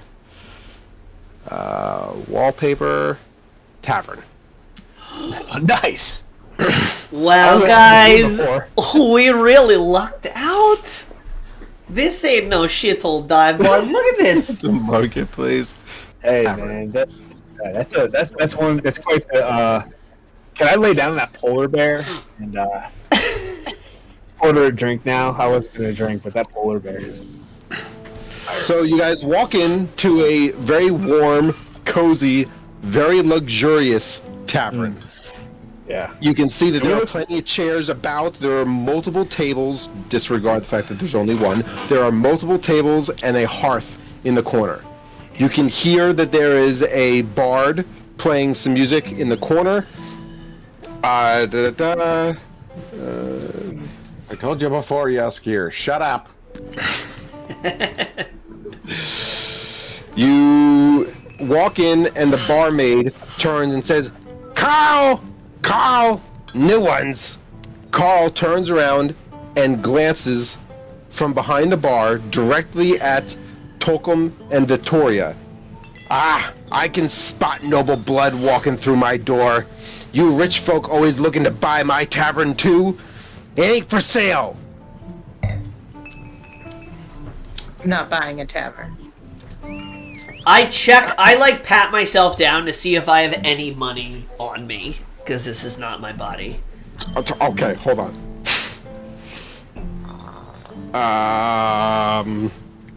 I gotta go all the way back up to my other notes. Based on the holes in this uniform, I don't think Jim can find 2 pennies to rub together. But he's a hard-working security man. He should have monies. Diox, you are in the body of a well-dressed young boy. So as you pat down your clothes, you find that you are actually holding onto 600 gold pieces.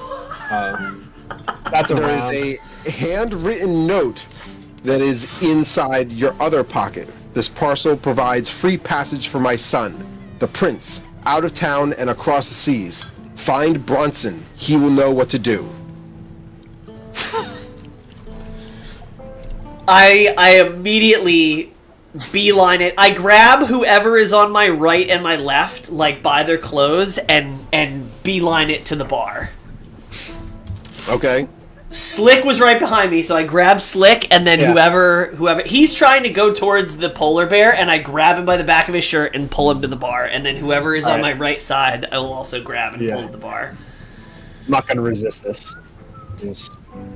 I still don't trust you. I was right there with knife at back, you know? Listen, guys, I think we are rich people.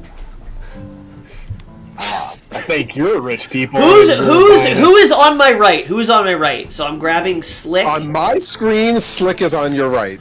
Okay, then who's on my left? India. India. Okay, even though I have strong feelings that India is not going to drink, I still grab him and we Her. make our right. Her. We Well, and we him, go. him. Yeah, him 'Cause it's- now. Yeah. Yeah, I sorry. grab these two and I start walking to the bar and I whisper, guys, check your pockets. I think we are rich people now, and soon we will be drunk rich people. But I don't want to have to steal my drinks today. I got kicked out of the last place. But check your shit out, and I go to the bar. I rummage my pockets or whatever I have on me as I walk to the bar with him. Okay. Excited that I might be rich too. You pat your pockets and you feel that there is a note. I read the note. My dearest Kevlar, I love you, Kevlar. and I will always love you. I don't believe that you killed those boys. I know that you were framed. Hanging you was the worst thing that they could have done, and I'm sorry. I wanted you to know before you are hanged that I will hold you in my thoughts and prayers.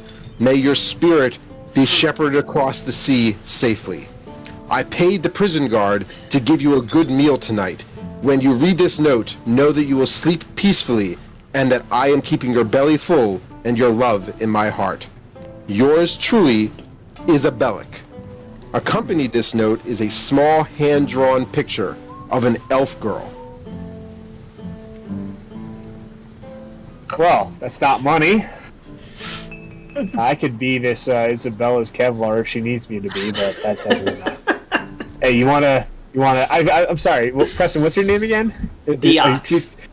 Deox. You and Brian had to have close names. I lean over to I order a drink as I'm reading this, and I lean over to Deox, and I'm just like, "Well, bet my letter's weirder than yours." And I show him what I got. I was like, "Apparently, I'm dead, and I have a wife and a kid." I mean, the whole situation is pretty weird. Personally, I would put pulling the person out of the crocodile at weird number 1. But I also got the note, and I look around, and I whisper, and I raise one eyebrow, and I go, I'm the prince. I'm the prince. Prince. I'm the prince. I don't know. Look, I have all these fucking gold. I show him the gold.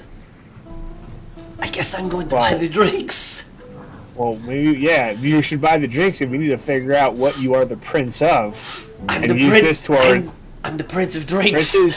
Princes have a lot more resources than drinks, so we need to figure out what kind of a prince you are and use the resources of the royalty's body you're in to figure some of this out. Well, right now I'm the prince, and all I want is your drinks. And I turn and I go to the bar. We're already at the bar.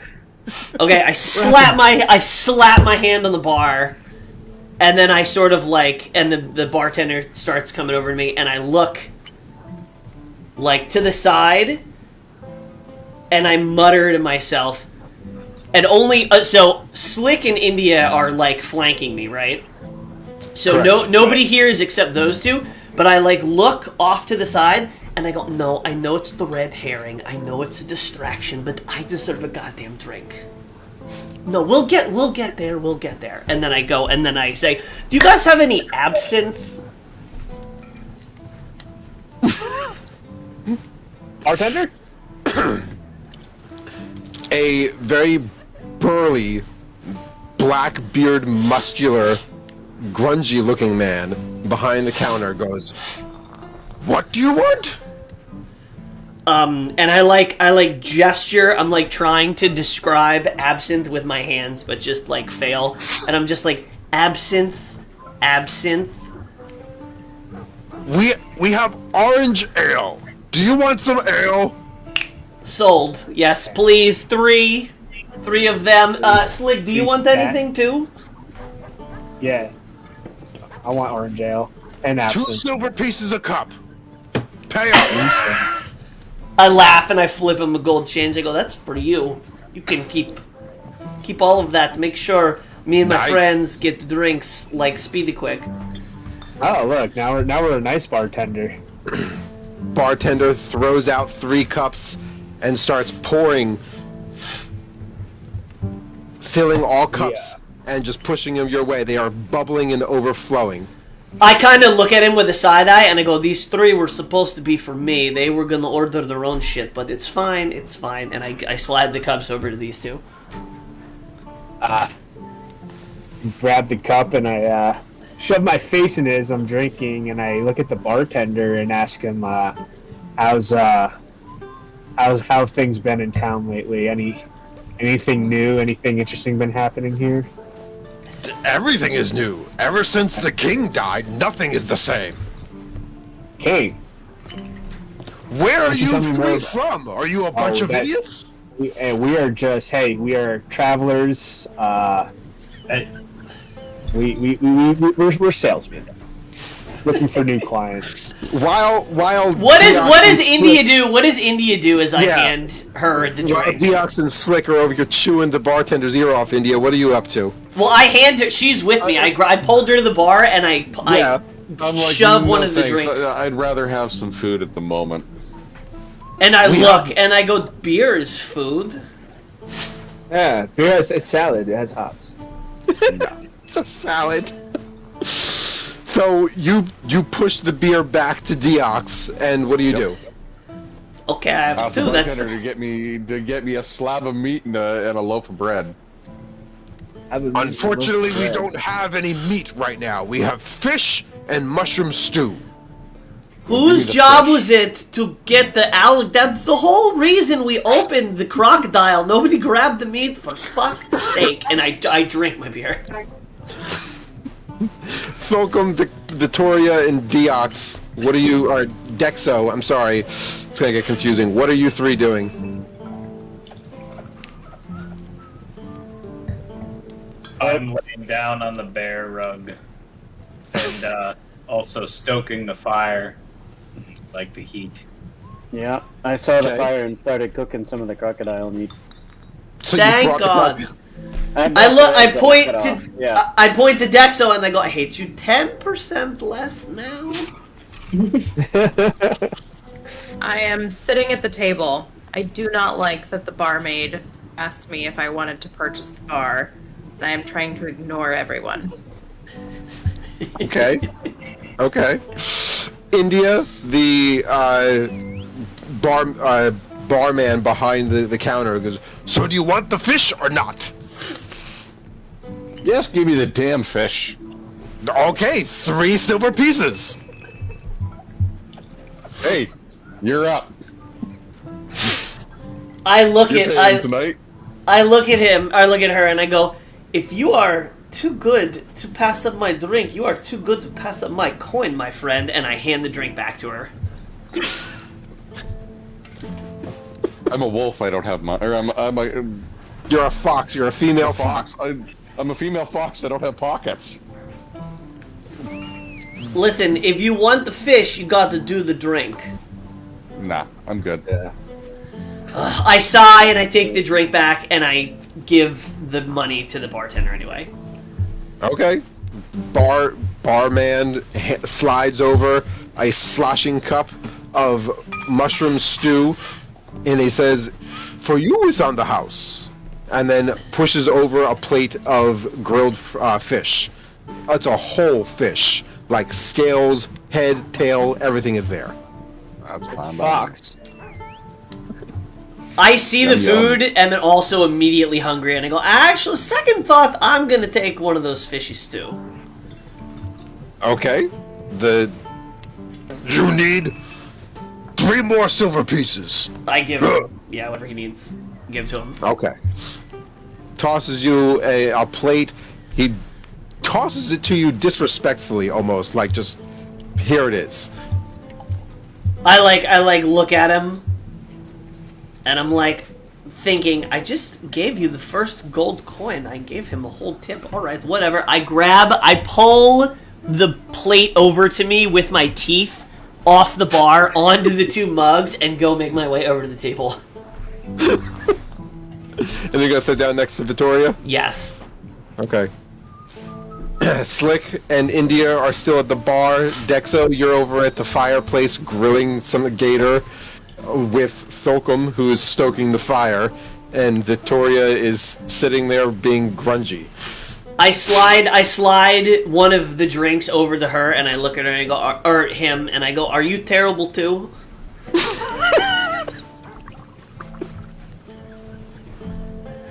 Terrible. Nobody wants my drinks except Slick, and he may be trying to sleep with me. I don't know. To be D. I'm keeping an eye on that rope. Here, do you want this drink or not? Yes or no? I'll take the drink. Good. Thank you. Cheers. So have my rope.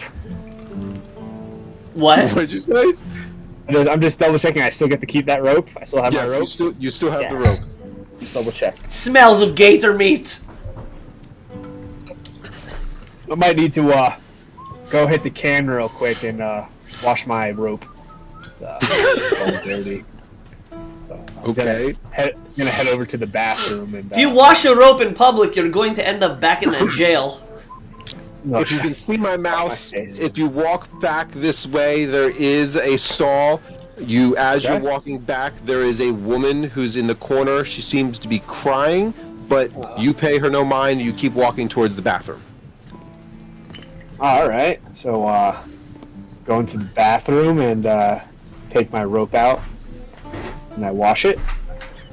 Okay. There's a hand pump, well pump just dispenses water, and you're stroking the rope, just cleaning it out. Yeah, I got some. I put some soap on it, and there's a dirty spot that was really bad, so I spit on that too, and I scrubbed it as good as I could. And now I'm rinsing it off, all nice and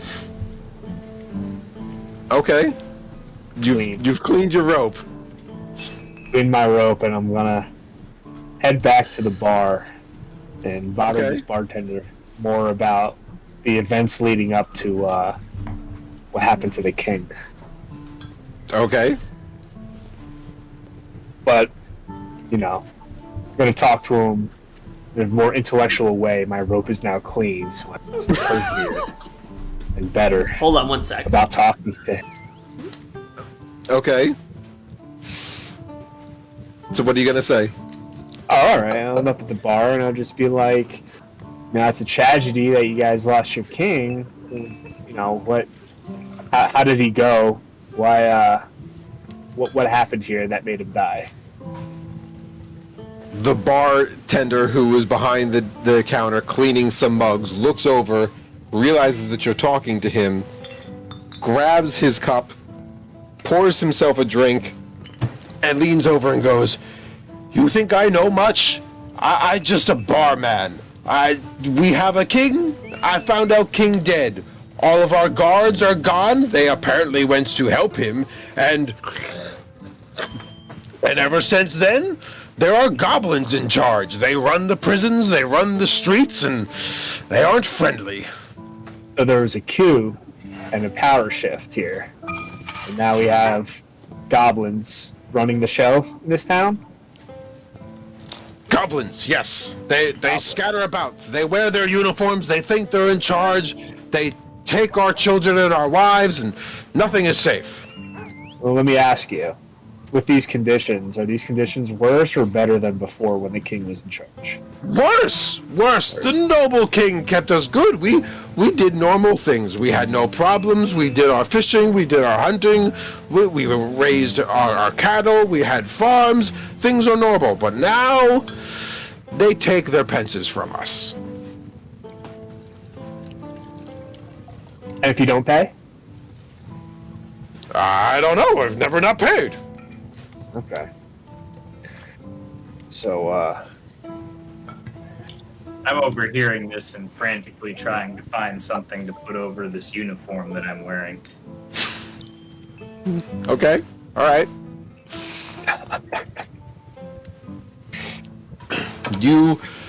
There's a box that's up in the corner here. It looks like it was made for a small dog or a cat, but there's some blanket that's in there. You grab the blankets and you put it over your uniform so that you can't be seen. Very well. What am I wearing? Because I was a prison guard, right? You were wearing a soldier's uniform. You are an ogre, not a goblin. I thought I was a goblin. Oh, I'm sorry. Wait. Thulkum is a soldier. You're right. Thulkum is a soldier. Thulkum is the ogre with the droopy face. Dexo, you are the goblin with the prison guard's uniform. Yes.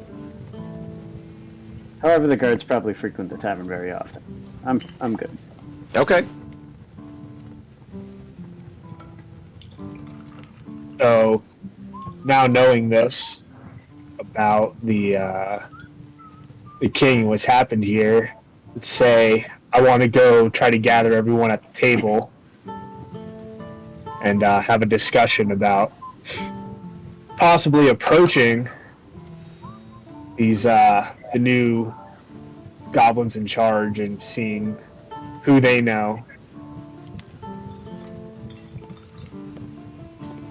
as far as sorceresses or witch doctors. You're talking to who? Victoria and Dex Diox, who are sitting at the table? Yes. Okay. So what's the skinny slick? I saw you talking heavy subjects to our friend, the bartender, who was rudely passing fish to me. What's the deal? What's going on? He's just upset because his king got taken out, and now there's a bunch of goblins in charge. Shit. The way I see it, goblins Nobody are likes always snoblins. yeah, we all know the goblins are very malevolent with magic, so I like they- sort they of could look have a hand in around this. and I pull the note out and I go, guys, that was my dad. I'm the prince. I'm in the prince's body, and I like point to the word like prince, and I'm like, We need to give you a makeover. I say mohawk. That's not the word I would use. Oh, mohawk sounds kind of fun. I say mohawk. But inconspicuous. And I go, are there any more blankets or anything from where India or sorry, Thulcrum got something? Squirrel, thanks for liking the stream. There is a bear rug, a table runner, and some napkins that are strewn about. I'll grab the table runner. Is there stuff on top of the table runner? Some cups and plates. I like slowly try to shimmy it off without disrupting everyone. Roll a stealth check. Well, he's rolling. I forgot what I woke up as just a human with night armor. Yes, you are a well-dressed, nice-looking human. Can I go sleight of armor on hand? or night clothes. Sure, sleight of hand. What? Do I have night armor or night clothes on? You don't. It's not night. It's just well-dressed. You're almost looking like royalty or upperclassman clothing. Very fine stitching, nice put-together clothing. You aren't. You're not wearing poor, disheveled villager clothes. Gotcha. 21 on sleight of hand. Okay, so you grab the table runner and you put it over. I take the table runner because I got a 21. Can I take the table runner and just do the magic trick where I go whoosh, and everything stays where it is? I'll allow you to do it. It's not going to cause much harm. So I go whoosh, and I wrap the table runner around, and there's a little tiny hole, and I look around like this, and then I pour the beer into my mouth through the hole. Victoria, India, Thulcrum, any input here? Impressive. I know, I'm the prince. I think, doing this, you might have, I think you might be attracting more attention than you were before, but, I'm just we'll make trying sure that not to we're- draw attention to myself. I'm just sitting there, quiet. Are you at the bar or are you at the table with them still, India? I'm probably sitting at a table by myself in the corner, away from them. Okay. So you walked away from the bar, you walked past them, you're sitting near them so that you can overhear what's going on, but you're not sitting with them. Correct. Okay.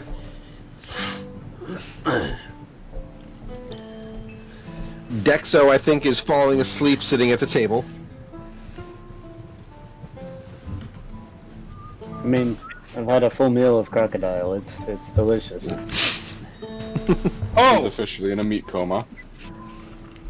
We gotta check out a church. Oh, Yeah, that's right. You were saying that we need to drink in church, right? Yeah. So this is what we know, everyone. We know that the king's dead. This guy's probably royalty, and some possessed version of him told us to go to a church. Okay, Let's it's probably a lot less crowded in the church than it is right here. So I say we take our drinks to go. Especially is everybody- Yeah. Is everybody down to start heading to the church. I mean, it's still, I'm guessing it's morning or early afternoonish. Should we, or how about this? Because I'm guessing activity at the church would be at night, and it's going to look really weird with all of us heading down to the church. We just scoped out and got some information here at the bar. Why don't we start heading through the marketplace to see if we can hear anything else buzzing? Sure, I'll go wherever. So, what's the church going to accomplish? Why are we going to a church? When Preston was possessed and that thing was going crazy talking, he told us that we had to meet him at the church, but he said we had till tomorrow. And we already started at the bar, so... Well, Victoria was not around. She was in a crocodile, so she's unaware of this even happening. So I'm sorry. This has been a lot today. I forgot. Nobody. Okay, yeah. So he Dex was in. Is your name Dex? I keep forgetting. God damn it! Deox. It's gonna come off sounding really strange, but he'll tell you the rest. Oh crap! I almost broke my chair. Yeah, no. While you were in the gator, Deox was possessed by some crazy crap, floating in the air, talking, and I don't know. Yeah, as far as we know, we're not in our own bodies right now, so we would like to get this figured out by a possession spirit Before tomorrow. You in your body? I'm not in my body either. Did you not want to admit that? No, it's not that. I just didn't know why we needed to necessarily involve the church. He wasn't in his body, he was in the crocodile's body. Trust me, I try to keep a keen distance from all churches, but I'll make an exception for this. I like was cross honored. my arms, I go, the only reason I go to church is to drink in church. Usually, the praying happens in the bedroom. Sure. So Dexo in India, do you have any objections to this? No, I'll follow 20 feet behind them, though. Is Dexo awake? I follow the corpse. I have to protect the town from the walking corpse. I'll pretend like I'm the skittish fox. As we're making our way out, because the bartender was rude to me, I try and steal a drink on the way out. Give me another sleight of hand roll.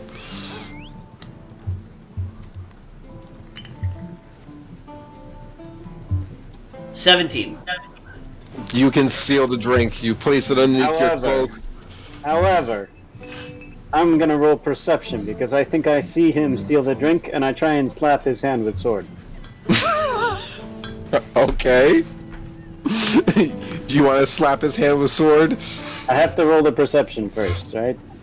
Go ahead. 24. Okay.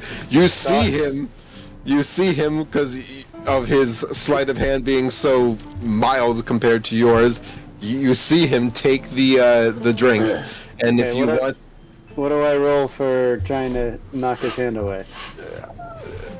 What? Can we roll Animal dexterity? handling? Can I roll animal handling? Animal handling? Excuse me, sir. You are so rude. you would have to roll a dexterity saving throw against his attack, but you'd have to wait until he rolls his attack first. Okay, go for it, tiny rude man. So I attack? Roll a d20 and tell me what you get. 11. My armor class is 12. So while you whip out your sword, your rusty old sword that you've acquired at the prison, you smack it out. you smack his hand, but it does not deter him from taking the cup and putting it in his pocket. I glare at him and I go, "You're back to 0% being liked by me, tiny rude thing." That seems appropriate. Okay, so you guys are heading outside? Yeah. Yeah. Hold on, wait, So I we're earned heading my to- drink. I spent it off. So as we walk outside, I say, by the Can way, we get that map up? I think I'm what smells like alligator. No, it's definitely Deox. He ate all the alligator for himself like a rudling. That's what I'm calling you now, not a halfling, a rudling. You called me by your own name. You must be smitten. Jay, can you put the map up of the town since we're walking outside? Yes. Thank you, sir. Possibly zoom out a little bit. So, you guys are... Hold on. As you're walking through town, you notice that some things are becoming more clear to you. Some things are disturbing. There is people defecating in the street. Garbage is thrown about. You notice that some clamoring of the residents nearby are yelling at each other, vulgar curses coming through the edges of the windows. The rumblings of someone attacking one another over minor trivial things like a pint of ale or their carpet dirty.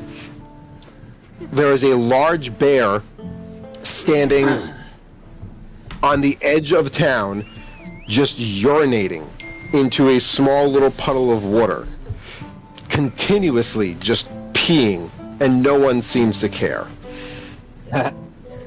Such a nice place in such a shithole part of town. I do not understand. Gentrification is weird. I hate when their places are carpet dirty. So as we're walking through town, India, you said you're keeping like 20 feet back or something? Yeah. Okay. As you specifically are walking through town, you are suddenly distracted by something down one of the side alleys of the buildings. You are so distracted by this, you zone out, and you have lost like a minute or two. Suddenly coming to, you have no idea why, and you realize that your party is much further ahead than what you originally thought. Well, I'll try and catch up a little bit. As you catch up, you notice that the rest of the party is looking down a side alley in between two buildings. There seems to be a large goblin wearing a prison guard outfit, pinning down a woman. Based on her screams and the sounds of the unwanted advances, this is quickly turning into an assault.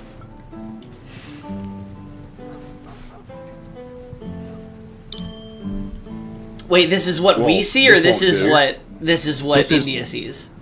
No, this is what the group sees down the alley now that India has caught up. Yeah, no. Can we, this ogre, what is it, a goblin? I'm sorry. It's a goblin. That's being a dick. Does he have any weapons on him?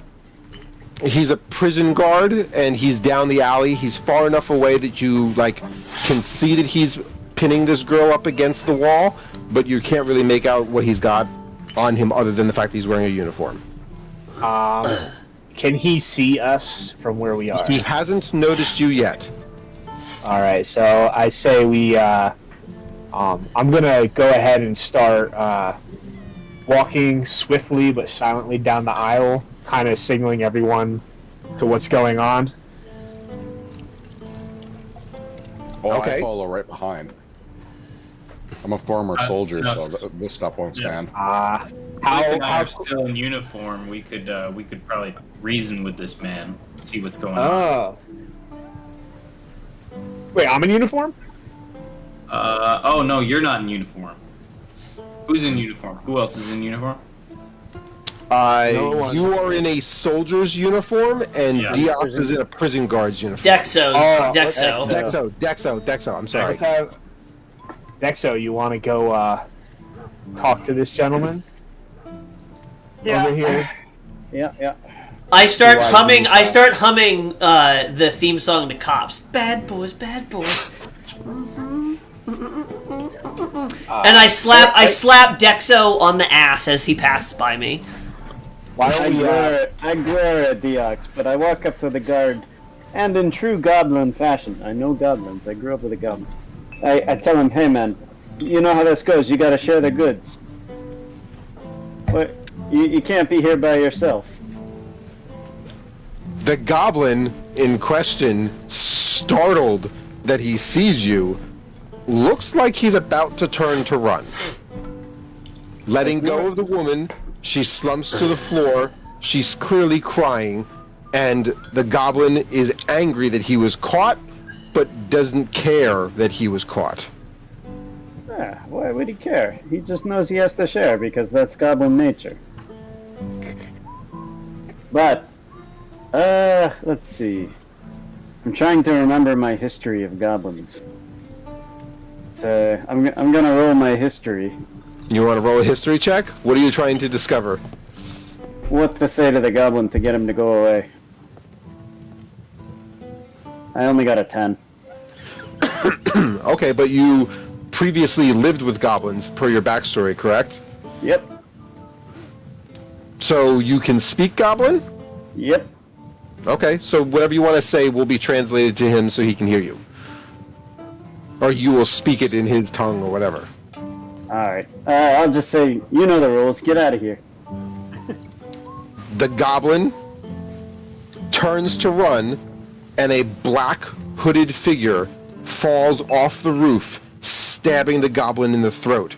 His body collapses to the floor, and Assassin stands up. Okay. I didn't see that coming. He's Batman, you guys. That's Batman. Ooh. I'm just gonna hold the sword behind my back so the assassin doesn't think I'm trying to fight. He just killed one goblin. I don't want to be next. The assassin walks over to the woman, disregarding the rest of the party since nobody has really addressed him, leans down to the woman, revealing that she is in a nurse's uniform. When I say nurse's uniform, I'm referring to like a nun's outfit that like has some bottles of like healing stuff at her waist or whatever. It's old time, sure. Anyway, old times. He reaches down and puts out his hand and says, "Madam, you swore an oath to save lives and harm none. Vengeance is out of your reach, but I took no such oath. I will kill for you and see to you safe passage out of town. Will you follow me?" And the madam looks up at him, looks at the two of you guys, and says yes. And they start to walk off. He said vengeance. I told you guys he's Batman. No, he's Ghost Rider. He's the spirit of vengeance. So we're just gonna watch them go? Yeah. I'd say that took care of itself, and if we take a look a little down the road, I see there's a blacksmith over there, and maybe our buddy with some gold over here. You know, we might need to arm ourselves in such a place. Maybe get some weapons bought for us. I say, okay.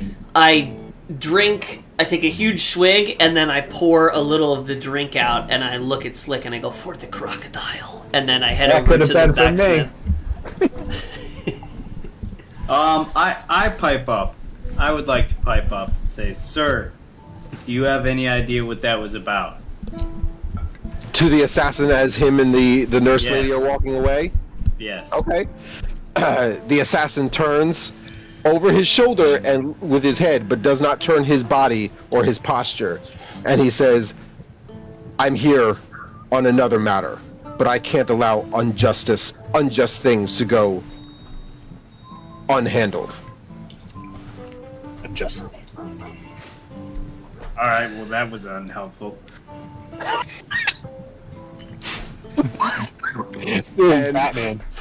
the assassin and the nurse lady walk off down the side street and disappear out of view. Wait, And do I, as they're walking off and I'm walking towards the blacksmith, do we like cross paths at all, or we're like a pretty good distance apart? Oh no, you walked in opposite directions now. Okay.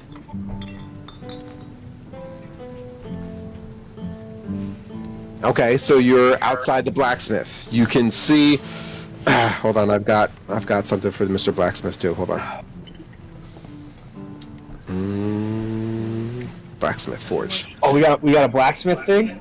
Yes, blacksmith is a large brute of an ogre, very barbaric muscles, large burly chest. He clearly has seen some things in life based off of the scars. He's not wearing a shirt. He's just burly air chest out. He's hammering away. He's hammering away, smashing metal to hammer. Sparks are flying up, and you can actually see that some of his chest hair is starting to singe a little bit at some of the sparks landing on his body, but he bears it no mind, and he's just hammering away. He glances at you, and then keeps hammering. Do we see any weapons like on for like? Yeah, does he have any to buy? What are you buying? Maybe, I don't know. Can I roll perception to see if there's anything that looks like it's for sale? Because I don't want to have to talk to this guy until I have my order. Like until I know. Like I want to just be able to go. I want that. I don't want to have to talk to him that much. Okay, fine. Go ahead and roll perception.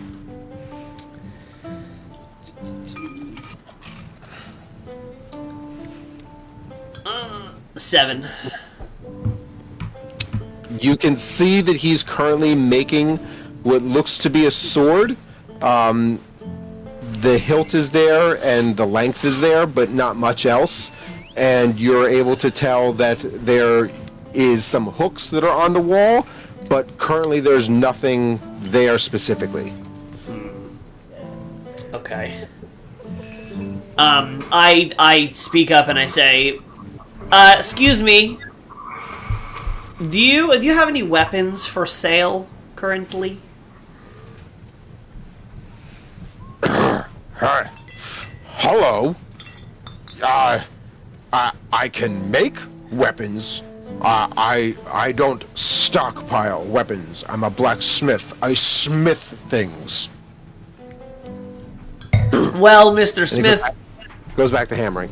Well, Mr. Smith, can I get two stabby daggers? Just realized we still had the tavern music going. Sorry. I mean, I'm still drinking. I'm almost done with my last drink, and I'm already regretting that I only stole one. Okay. Do you have a blacksmith background put on? Do you have a blacksmith? Do I what? You know where the map is? Do you have a blacksmith thing? Oh, a room for blacksmith? Yeah, a room. That's what I meant to say. Sorry, I'm a little fucked up right now.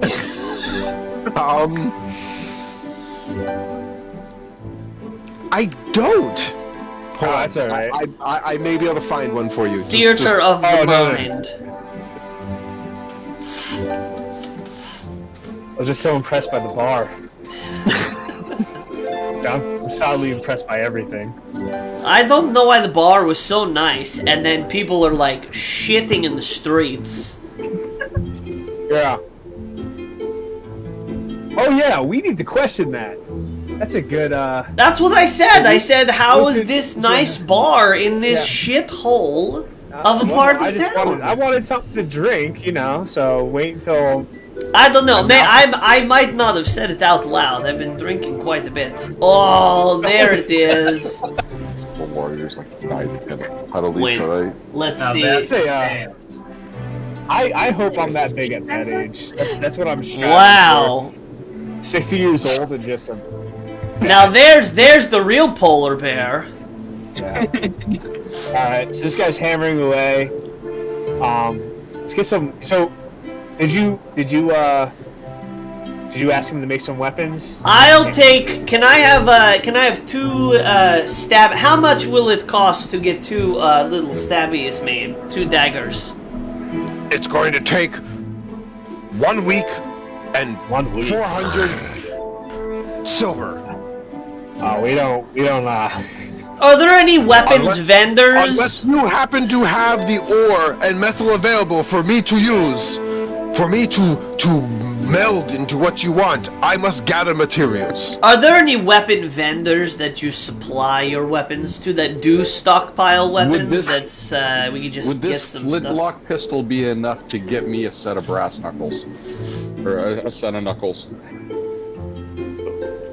Oh, that Knock it I down. can make in a day. Day. So everything takes a day to make. Ish. I'm not interested anymore. I don't want to wait a week for stabs. This takes way too long. We can go steal some. We can go steal some weapons. Victoria, Fulcrum, anything for the dude?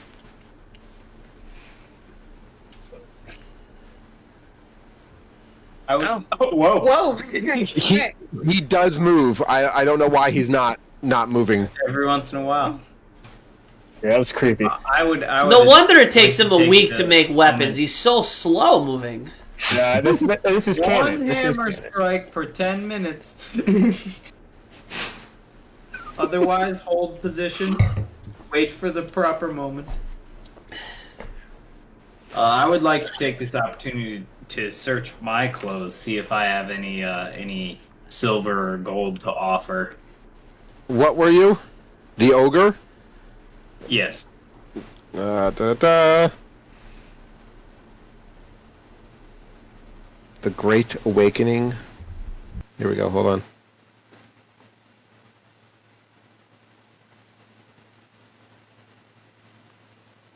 You do. You pat your pockets and you reveal that you have 600 silver pieces in your pocket and a note. Yes. Oh. We all need to check our pockets for notes, people. Okay. Let's read that note. The note is poorly written and very quickly scribbled on. He just moved again. On a scrap ripped piece of paper. There is some red tufts of hair that are attached to it. It looks like something accidentally left behind by maybe a fox. I overheard you talking to the guard. I am innocent. I was hired here to come and stop the killing of the innocent children. I promise there is more money if you help me get out and set me free from these shackles. Great. What will the blacksmith give me for the note? The blacksmith. Yes. Is he interested in the note? Do I smoke it? And he tosses the note off to the side and goes back to hammering. You may. I will trade as rolling paper. Yes, if that is what you wish. Do you think I look this nice by smoking? No, these lungs are clear so I can climb mountains strong and easy. His lungs are not clear in a blacksmith shop, buddy. That's bullshit. He's Right. a barbarian of a man. He's not very intelligent. He knows how to swing a hammer. Okay. So this guy's kind of getting us nowhere. So he's an idiot. He kind of sucks. So when he takes- what is he working on right now? Is it that sword that's in It's his the hand? sword. The sword that you're currently seeing on the screen. I see. Is it nearly done? No, the hilt is visible, but the metal is just like hasn't been formed yet. So it's a formed hilt and just a stick of metal. Correct. Okay. Is anybody interested in wielding a handled stick of metal? No. No. No, No. no. But I'm gonna. Okay, check because my I have pockets. a pistol, and I was just gonna shoot him and take it. You do you, boo. I don't want. I mean, a if nobody stick. wants it, that's fine. But it was an Victoria, option. you are a slender, skinny, black human male Yes. wearing yellow stained leather overalls, almost like a raincoat, and boots. Inside the top portion of your overalls, you pull out a smushed, by this point, tuna sandwich and a key, but you don't know what it's to. Okay. That's why the gator ate you, you know, because Probably. tuna sandwich Not carry tuna sandwiches in my pocket. attracts predators. Can I bother you if do you need me to discard that tuna sandwich for you? I could No. What? No. No, it's no. I'll trade you a note for it. No, I don't. No, I'll take it. I'll keep it for now. Guys, if you want food, we can go back to the bar. I kind of want to go back to the bar anyway. Yeah, I By kind this of point, it's like 2 o'clock, 3 o'clock in the afternoon. all right. You want to go back to the bar? I think. We could go back to the bar, wait until nighttime, and then mosey on over to the church. We could, but we don't have weapons. Do Maybe. we need weapons, though? Do we? I don't want... How about maybe we can back to the... Here's what I'm thinking. I can make myself a weapon out of something from their kitchen. So why don't we take the long way back around to the bar, walk through town, and see if we see anything we can gank without anybody noticing. Why do you think we need weapons at the church again? Because we don't need weapons just at the church. We need weapons in general. Everybody's crazy around here. Goblins are running the show, and we've managed to have a drink so far. I guess goblins are pretty gross, and I look at Dexo. Yeah, and it seems the only person in our crew that has a weapon is a goblin, so that's probably getting a little untrustworthy and weird. Not my fault that you guys shot the one-shot pistols, you know? They're flintlock. They don't work so well. Are they one-shot pistols? They're flintlock pistols, so you'd have to acquire new bullets unless you have... And gunpowder. Yeah. Yeah. That's why I took the sword. I may look like a goblin, but I'm still smart like a gnome. But you're And we still walk- short like a muffin, like both. Not as short as this very little fox. Come on. No, we can't go back to the bar. We have to keep going to the church. I vote bar.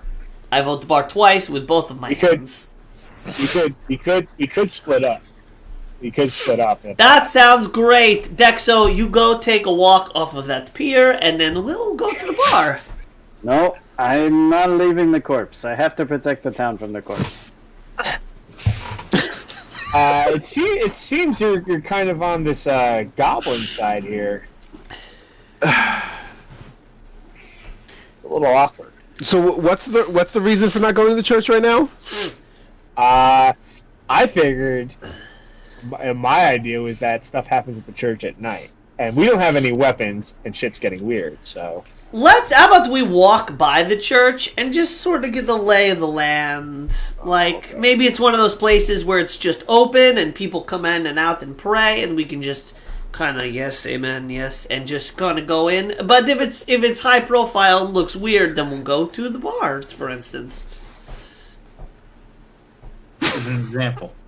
As an example. That's what I said. this Matt needs more bars. Is the party in agreement to this rule?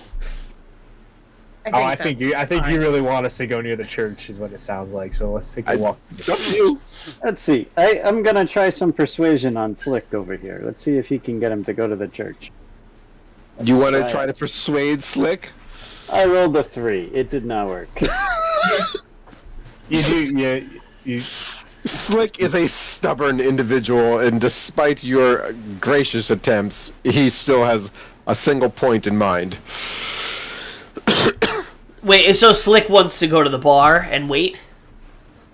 I don't want to go to the bar and wait. I want to walk through town and try to find a weapon. If we go to the bar, I'm going to go raid their kitchen, and I'm going to take a a knife instead of buying a dagger right now. I do want something to kill with. I You finally can kill with your looks. It's okay. I finally finished the last of my drink, and I hand slick the mug. Is it what kind of mug is it? Is it glass or is it like wooden or what is it? It's a metal. It's a metal Pewter. tavern. Pewter. I hand it to Slick and I go, here. At this moment, Weapon. as you're standing there, handing over your last drink glass, a rat man comes scurrying up to you guys from the north side of town. Hey, strangers! Well, not all of you are strangers. Some of you are familiar. Some of you got some money on you. I'm just coming back from my business adventures. But you were going to the prison, and you were on my dock. Clearly, you didn't stay over there. What's going on? My name's Maddox. What's going on with you, Maddox? Why you following us around, you weird ass thing? It's a small town. I'm just coming back from my business. And what business was that? There's a witch who died about a week ago. The city is selling off her belongings. I had to go to the cottage to make a bid. Make a bid? What did you bid on? The belongings in the cottage, you idiot. What belongings specifically, genius? It's a lot buy. You don't know. A lot. Oh, all right. A lot by and the biddings. Well, what price are we looking at here for the biddings? Oh, they are at least 1,000. 1,000. 1,000 gold? Yeah, it's a whole cottage. We don't have 1,000 gold, do we? Nope. I only have this much What about after the bar. What about the biddings and weapons? Can you tell us about that around here? Who's our go-to? There's a general store for most hunting and camping. That's owned by my wife, Megan the Mouse. Megan the Mouse. Can you tell us where I can go speak with this mouse? She's probably in their shop. That's just back that way. I say we hit this shop before we continue on to the church, Jim. You guys are a dirty lot. If you need fresh clothes, she can also set you up with clothes, too. We'll probably change our disguises a little bit. I can tell you, if you got money to spend, I'm willing to make some deals. Most of my shops right now are empty, but if I get this lot by, I've got things to sell. Come back tomorrow. And he scurries off. That was weird. It's the second weirdest thing that's happened to me today. What, Tokum? You should have seen him when he was wet. Why was he wet? Long story. Okay, well, Okay, let's see go a to brown the rat Mouseketeers. Let's go to the Mouseketeer shop and get some weapons, and then go to the bar and wait, or to the church. They're in the same area of the neighborhood, yeah. So we head over to the shop. Or the general store, right? General store. So you head back down south, and you come over here to the general store. Pop. The marketplace. Here we go. All right. And you said there's hunting equipment there, right? You open the door to the shop. The storekeeper, a female mouse, sitting behind the counter. She's dozing off, waiting for some visitors to come in. And at the sound of you, you can see that her ears perk up, and she's like, "Hi, how are you?" Please tell me you have Mickey Mouse ears you can throw on right now and do this acting. I don't. I really Are you don't. kidding me? Seriously? That's it works at Disney. You don't have any ears in the house? I don't. I apologize. Failure. Jesus Christ. What a failure, man. I'm not mad. I'm just disappointed. I was looking. I didn't see them. I maybe they're buried somewhere, but I didn't see Gotta be them. one of the kids' rooms. I immediately start looking for anything that is coffee or can brew coffee. Okay. Camping. How can I help you? Hi. How can I help you? He's looking for weapons. I'm looking for Oh. coffee. We have fishing gear and some minor hunting gear and camping gear up in the corner over there. And general house goods are back that way. I start walking towards General House Goods to look for some coffee supplies. Okay. You casually walk up and down about 2 or 3 aisles until you finally come across a shelf that has a, for lack of a better term, I'm going to call it a press pot. It is a very crude, dirty-looking thing, and it looks like it's secondhand. Perfect. I grab that, and then I look to see if there's any like coffee, like actual coffee that I can take so I can make coffee later. Okay, as you keep walking up and down the aisles, you come across whole grain coffees, beans, not grounds, just coffee beans. Okay. Whole grain. Yeah, I said whole grain. I see the 2 coffee snobs in the corner over here making fun of me. Whole grain. I didn't say anything.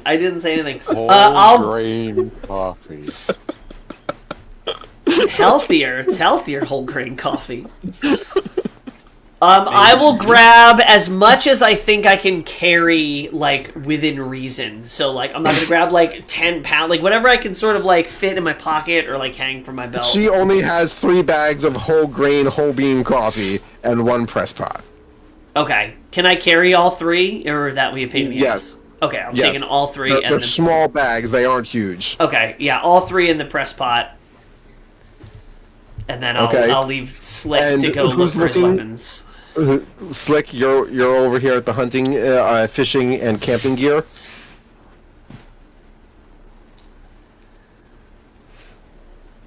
Me? That's you. Yeah. Oh, I'm sorry. I thought you said someone else. I was looking down at my, He's looking Yeah, at the camping so- gear. At his, Yeah, he's I'm looking looking down at at his the- clean rope. I'm looking at the hunting gear, and what do I have on the wall as far as hunting gear goes? There is a very What am I cheap, looking at? flimsy, maybe even made for a young child bow with a Okay. stiff enough string that looks like it'll fly an arrow, but it's very cheap, very thin, may not have a lot of poundage to it. And there is a hunting knife in a sheath. Looks like it could be a skinning knife. Okay. I'm gonna go ahead and buy that knife. I'm gonna grab that knife real quick, and I'm gonna prance on over to Preston and be like, "Ooh, will you buy this for me?" Sure. Yeah. The fact that you can prance over. Let's ring it up. You know, like when a kid's in the store and he finds something like a toy, like he thinks his parents would This be one. amazed by. This one, please. Happy to have a weapon. So I'm gonna purchase the weapon, and I'm gonna immediately I'm gonna tie it to the rope and make a rope dagger out of it. Okay, interesting. I look at. Do I have to roll any crafting for that? My intention is to do that. Am I allowed to? You'll have to when you go to make it, but right now you're just making a purchase. Okay. So I'm hanging out with Preston. I keep forgetting your name. Deox. Deox. I look at. That's why, because both of you keep saying different versions of the name. I say Diox because there's an I and it makes sense to me. I'm hanging out with him. He's got his bags of I coffee. also think of dioxide and like that's how I get it, but it's Gotcha. apparently Deox. I look at Vittoria and I say, "You were the only other person who was drinking with us, which is commendable. Pick out if you want to pick out the weapon or a coffee or something." Thanks. So I'm gonna walk up to the mouse lady, and I'm going to pull out my tuna sandwich and say, "What is this worth to you?" Well, it's a sandwich, so I'll eat it. How about... I'm hungry. 5 silver. That's okay. No thanks. Okay. Well, change your mind. We'll buy it. Okay. Appreciate you. Okay. So I'm gonna go check out some of the weapons, I guess. And You walked away from my desk. I said toodaloo. oh, bye. And I will. What's left over there? So there is the bow and fishing gear and camping gear. I guess I'll get camping gear. Okay, so there's a sack roll for a bag and a wooden poled tent.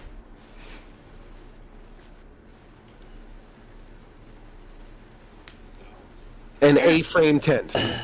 Yeah, I guess we'll get the tent. Okay. And we'll add that to the tab, I suppose. So we got 3 bags of coffee, good stuff, and the price box, and the tent. Sleeping out in the stars, are you? Yeah. It's where I met my husband, and a nice knife. Yes, picked that off a dead body earlier. Okay, so we're gonna 45 silver, please. What? Lady. 45 silver. That's too much. Can you come down a little on the price? That's kind of ridiculous. But my entire business is built off of secondhand acquiring. I gotta make what I can. Stuff you steal, you literally just told me you stole the knife, so it costs 0 for Acquired you. does not imply steal. You didn't say acquired. I'm pretty sure you said steal. Listen, I can do 25 silver. That's probably what all you're going to get out of me. Roll a persuasion. 45 silver. This fucking mouse. I can hear ya. I know. 16. The best I'm gonna really do for you is 35. 35. I attempt to use oh boy. I have a thing with my class that I can communicate psychically with people within range. Okay. Am I able to do that? It's not a spell, correct? No, it's a cantrip that I guess it's a cantrip. Yeah, it doesn't have I don't have to use a spell slot for it. It's a race inherent thing. It's a class inherent thing. Let me see if I can actually find it. Get out of here. Dex, are you still alive? Are you talking about Thieves' Cant? No, it's something that I have through my class. Is it an action? Bonus actions. I don't know where it is, but it allows me to... Features and traits? While you're shuffling through your coin purse, trying to figure out whether or not you want to pay this woman or not, a group of small children walk into the general store. and she immediately reacts. Hey, get out of here! I don't want you varmints in here. Go. And she like rushes around from a corner and shoos the children out and starts walking back. So it's awakened mind. It's a feature of my Okay, so it's a feature to your class. Yeah, and it says I can telepathically speak to any creature you see within 30 feet, and I don't have to speak the same language as them, even though I'm already talking to her. So can I do that? Do I have the ability to do this currently? Go ahead and try. I want to psychically say to her. Does the person who's being psychically spoken to, does it say anything about doing a saving throw to resist or no? No, they just hear it. Like they don't have a choice. It's just hearing. So I'm gonna say it in like a voice that sounds like it's herself. Like I wanna basically convince her that she's hearing, like, you know, when you hear the little voice in the back of your head, like almost like it's her intuition saying, "These guys look so dangerous. I should probably give it to them for 25 silver." Roll a persuasion check.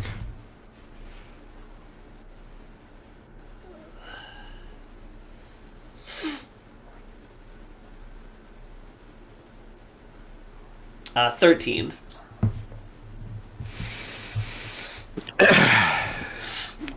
As she's walking back towards the counter, she like, you can tell that she had her mind fixed on walking back to where she was, and then she like glances at you. I'll tell you what. I've got other things to do today, and I don't want to be stuck here. I'll do 30. 30 silver. I'd like to intimidate her. Okay. Intimidate her. I walk up to the desk and throw 5 extra silver.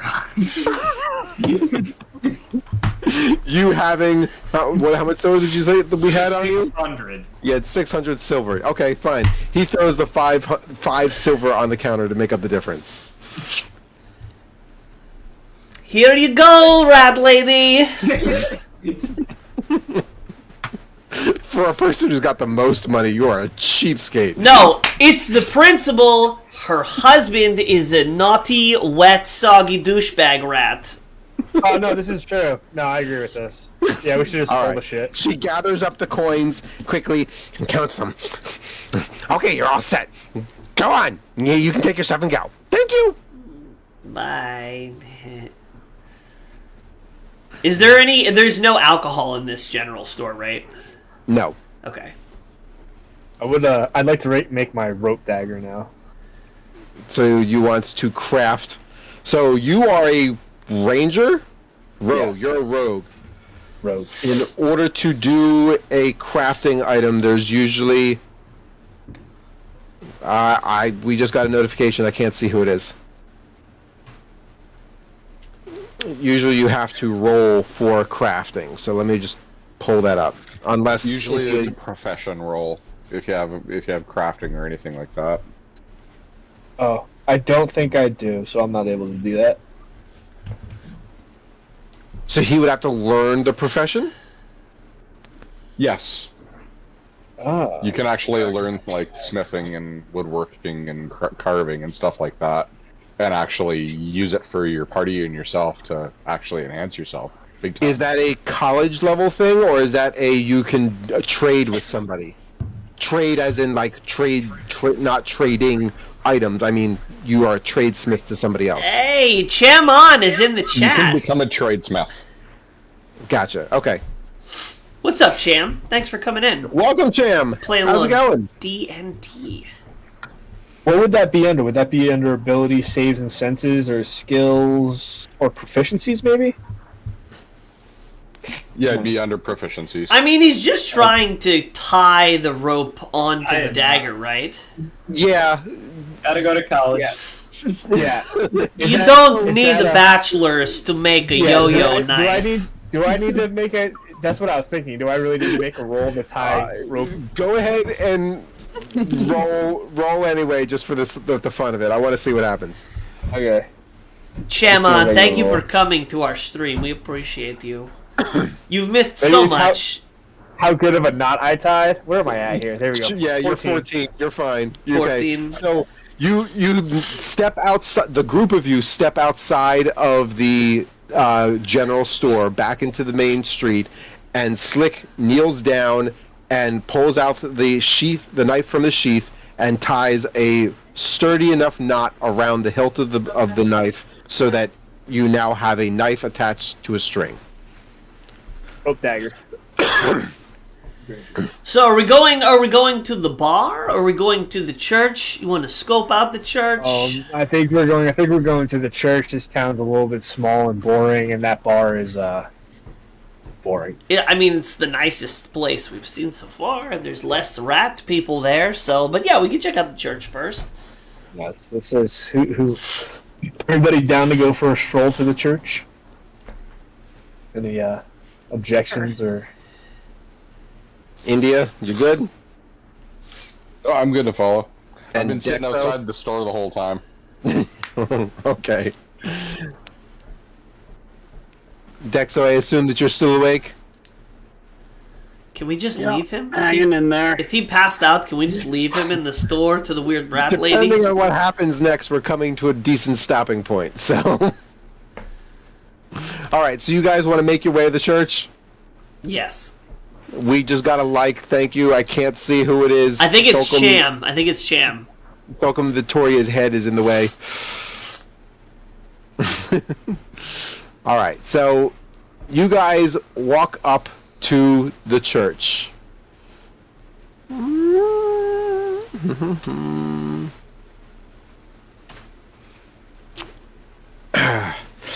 After the last encounter in the alleyway, the random moment of India losing a moment of time, and the strange encounters in the streets, the group of you walk up to the church kind of disheveled and disorganized. The tall wooden stone church, wooden framed stone foundation church, is positioned to the left of the fishing town. But as you get close enough, you're still able to hear the shore, so you're not too far off.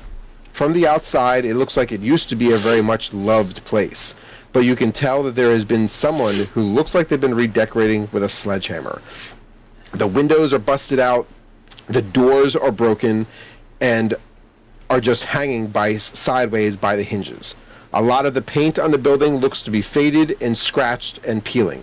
2 flags were flanking either side of the door, are ripped, torn, and hanging low. The air around here seems to be still, despite still being close enough to the shore, and you can hear the breeze through the trees. It also smells stale.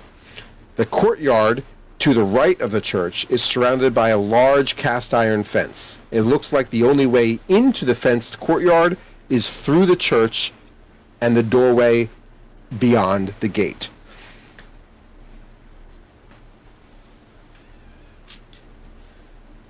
Well, I don't think going inside is going to be too conspicuous because this place is falling apart. So if we need to be in the church, I think we could just probably walk in the front door thingies. I would say maybe a perimeter sweep. Walk around it once before we jump in. Maybe I could get in a bush. Could I peer through the window? Yeah, sure. I would like to do that. You don't really need to do a stealth check because there's nobody on the outside of the church. You can just peer up to a window. Peering inside, you see that there is an old hermit of a turtle standing inside the church, and he's sweeping. Oh, I like turtles. And that's just chilling, so I'm going to turn around and let everyone know that there's a chill-looking turtle in there, just cleaning up, and I want to go talk to him. Okay, so the group of you going inside? Sure. Yeah. Okay. Oh, please tell me you have a turtle. I don't have a turtle, I'm sorry. It's the turtle from Elden Ring with the Pope hat. That's exactly what I thought. I saw him brushing around, and I'm like, oh, dude, every time I'm like, don't kill the turtle by accident, don't kill the turtle. That's the turtle you want to see. That's the turtle you want to see. He's in this church area. The Pope Turtle. Can you just pull up Elden Ring turtle real quick and throw that Sure. in here? Yes. I most certainly can. Elden Ring, Pope Turtle. This great. makes me so happy. I'm over 2 weeks not playing that game right now. I had to take it. I had to You stop. passed your addiction. No, I'm still addicted. I had to stop, dude. Dude, every night I played that game, I was like taking out 3 bosses and just, Oh, Elden Ring Pope Turtle. There we go. yeah. Really? Yeah. Yeah, he's one of the coolest NPCs.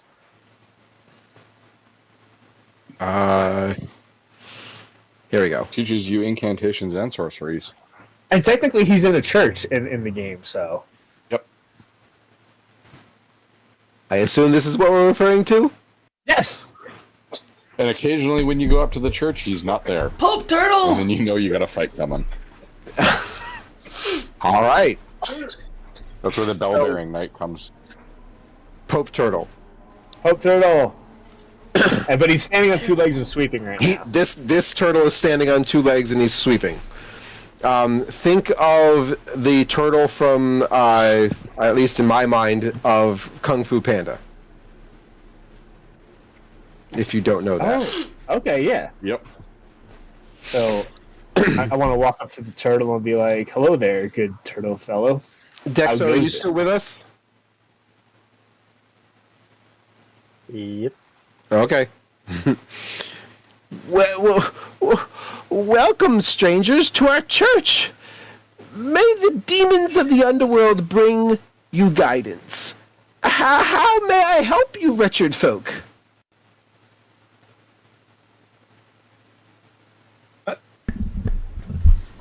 This is a bad church.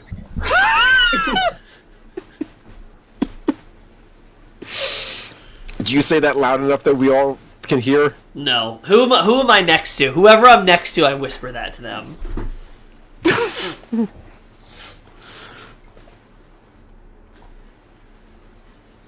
Ideally, it's slick I'm because sitting in the very back by the pews, just staying out of the way. ideally it's slick since Slick is talking to this turtle creature. Oh, okay.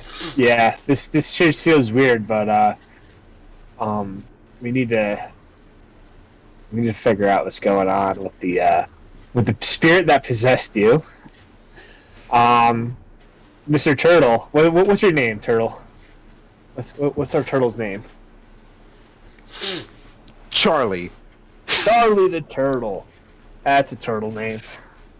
Charlie, have you guys had any, any exorcisms going on lately? You've been messing with any Ouija boards or anything to that extent? How's the church vibe been going?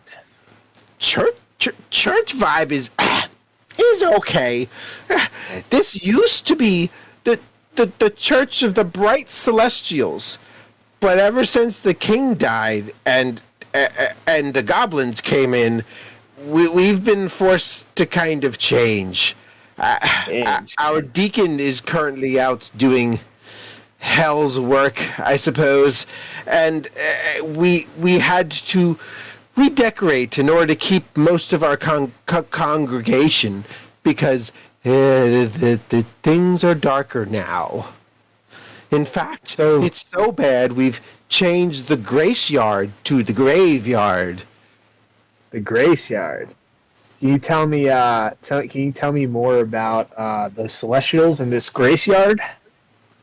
We honored the bright light of the Celestials because they directed us towards good and made sure that we kept a moral ground. But unfortunately, now that we are the Church of the Dark and the Demon, morals are no longer our priority here. Let me ask you: do you want to be the Church of the Dark and the Demon, or do you have still loyalty to the Bright Celestials? I've Spiritually. been around almost 500 years, and when this church was first founded here, it was always the Bright Celestials. I'm a turtle who just likes to live life the best way possible, slow and steady.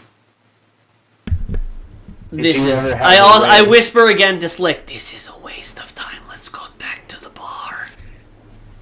I assure you, there will be plenty of beverages somewhere in this church. Why don't you go? Hey, why don't you go check out the altar real quick and go raid the altar while I distract this turtle with my conversation. See if you can get some what is it? Not the body of whatever, but some celestial wine. He's gonna give you like some hot sauce or some shit. Okay, sure. I head over and I investigate the altar, or like if there's anything that looks like worth investigating, like cabinets or holy things that I can like look into. So as you while walk these guys are doing this, I'm going to sneak around the church really quietly and just scope everything out quietly. Presto, you roll an investigation check. India, you roll a stealth check. And Nick, you roll a persuasion check. All right. Victoria Yeah, and Thorcom, any comments? Persuasion. That's what's I'm up. currently taking in Get it. disrespect. Investigation Of my people. 6. 22 persuasion. 22 21. persuasion. 21 stealth. Okay, so 6 Nick or investigation. Slick, you are definitely distracting the turtle with your talk, and while he noticed Diox walking around him, he's so slow, before he got a chance to react, he was distracted by you talking and came back to finish communicating with you.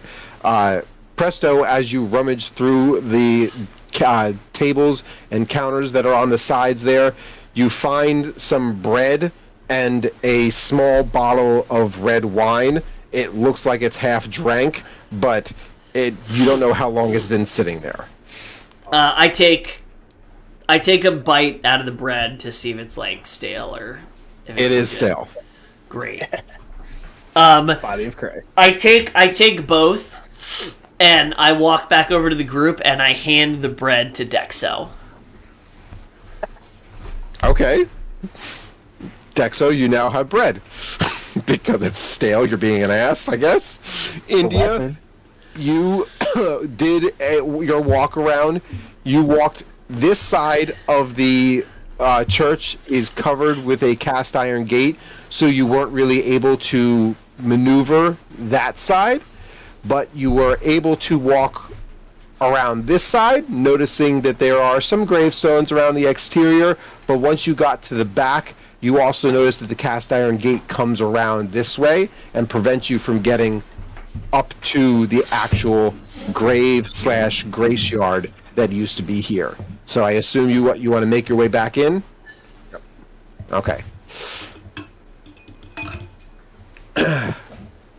Are you here to pay your respects to her? Are you here to collect him?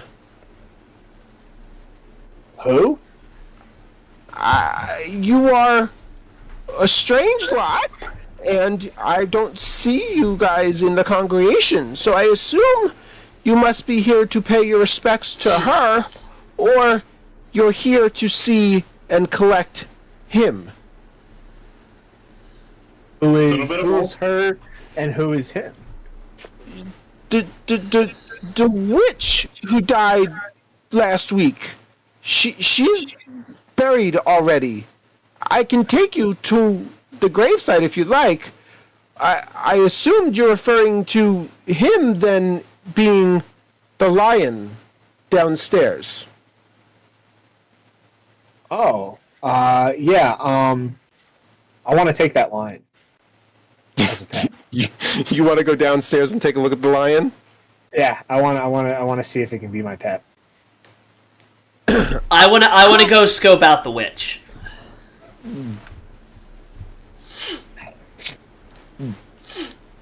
The lion's over here. It's a short walk. I'll take you to the witch in a moment. It's right over here. You go down to a blood-leaching chamber in the bottom of the church, only 1 floor below. The center of the room is very cold, and there is a large white lion laying on a table. Massive in size, muscles so big he probably could lift a boulder.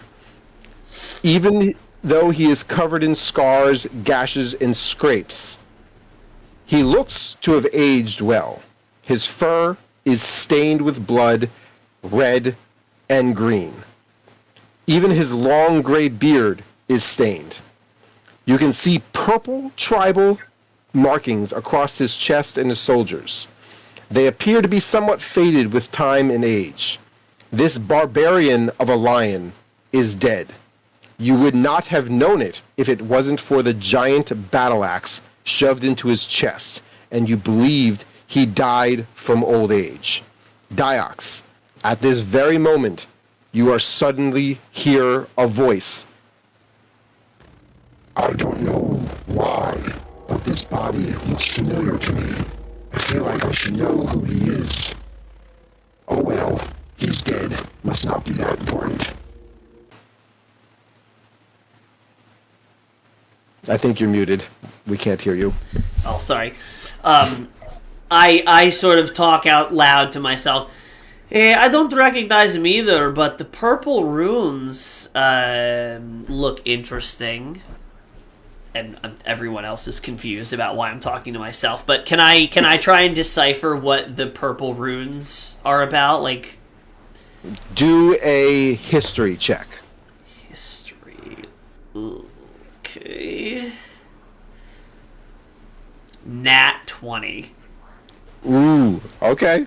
So you immediately recognize the markings on the lion's chest as being a tribal marking to a barbarian tribe from a faraway land that you've heard of in the past in your dealings moving about, and from somewhat of your knowledge with your deity you inherently know of and their existence, but you don't actually know who this lion is.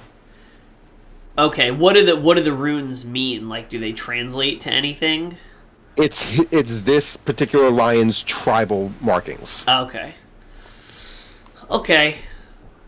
They, based on the pattern and the shape, and because it's purple, he is the Earl of something.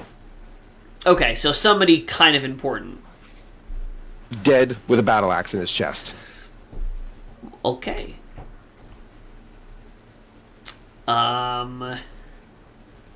At this moment, I need you all to roll an initiative roll. Is this to get to see who takes the battle axe? This is for something else. You're all in the room together, so whoever's got the lowest. 20. 13. 9.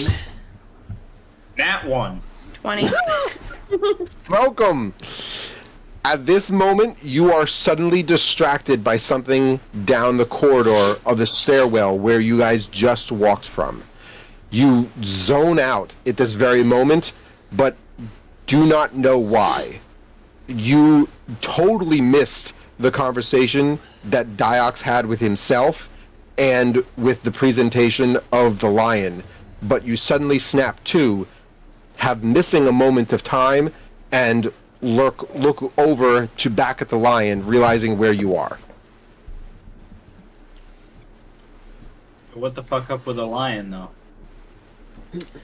This lion came here somehow. I'm not sure. There's rumors he was chasing something. He clearly didn't survive the encounter, though. His body was left on the steps about a week ago. I look at Slick and I go, hey, I found you a weapon that's not going to take a week to make. I don't think the axes aren't up my alley. So you found the lion on the steps with an axe in its chest, and you brought it to the basement? Whoa! This is a leeching chamber. We remove the organs and the bloods of the body before they are handed back to their loved ones. I assumed somebody would have been coming for him, but it's been too long. I think at this point he just should be cremated. I've sent to the blacksmith to help, but he's gonna take some time to build us a chamber large enough for this lion. Yeah, he's slow as shit. So, I would like to skin the lion and use its pelt as a coat, like the lion. I'd like to skin it. Jesus Christ, okay. Hold on. You could have just taken the rug from the tavern. You could have been a polar bear. Well, I was trying to go hang out. I was trying to steal the polar bear rug, and you drug me to the bar. Well, you can thank me later. Guys.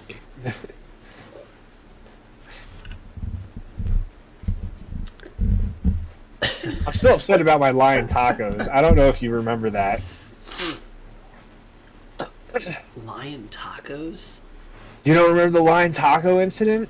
This had to have been over 5 years ago. So online, I think it was some dude in Florida was selling exotic taco meats, like exotic tacos, and one of them was lion tacos. You had to reserve for $15 a taco, and they ship them to you. Wow. And by the time I decided to make an account and get to the site, they got banned. Yeah. Well, now's your chance. India, real quick, skinning a lion, is that considered a survival check for the effort to do that well? Probably yes. Okay, so go ahead and roll a survival check. I mean, he did buy a skinning knife. Yeah, Yeah, I know. that's kind of. I'm at a 16. Oh dear God. Okay.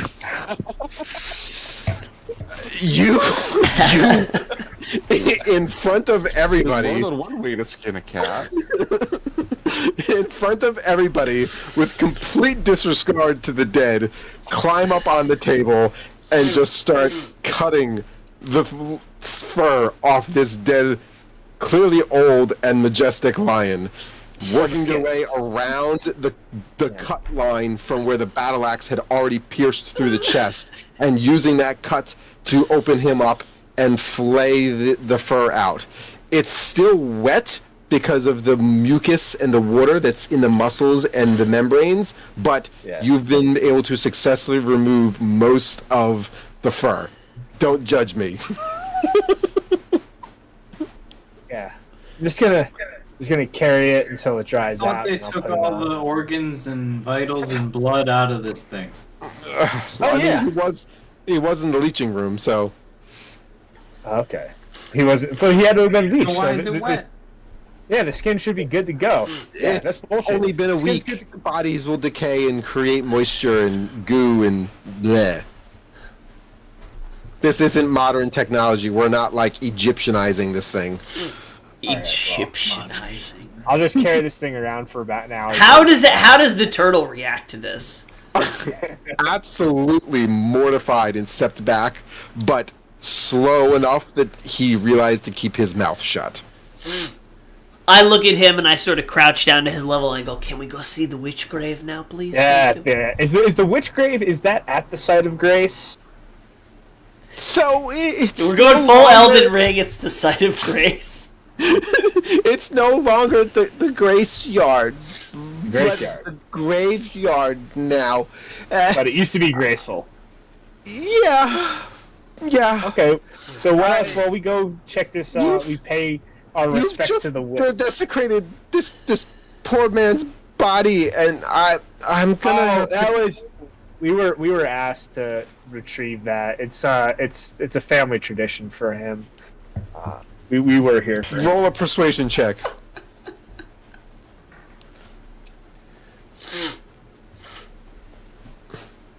$15. I'll allow it. If you say so, but I'm gonna stay here and clean up. Just go back upstairs and head out through the side door. Follow the wooden path to the graveyard, and I'm sure you'll find it. It's the newest dug grave. Let's head out. By this point, it is 5 o'clock.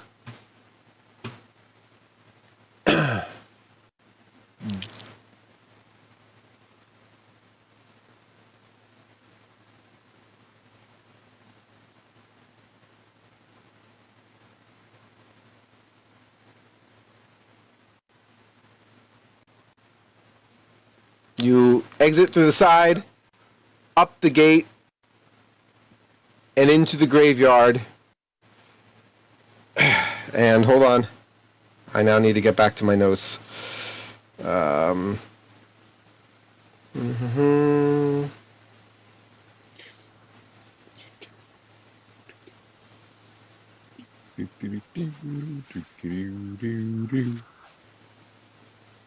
As you all step out, you can tell the fence is starting to rust. The grass looks neglected, and the soil around the church and the courtyard looks like death.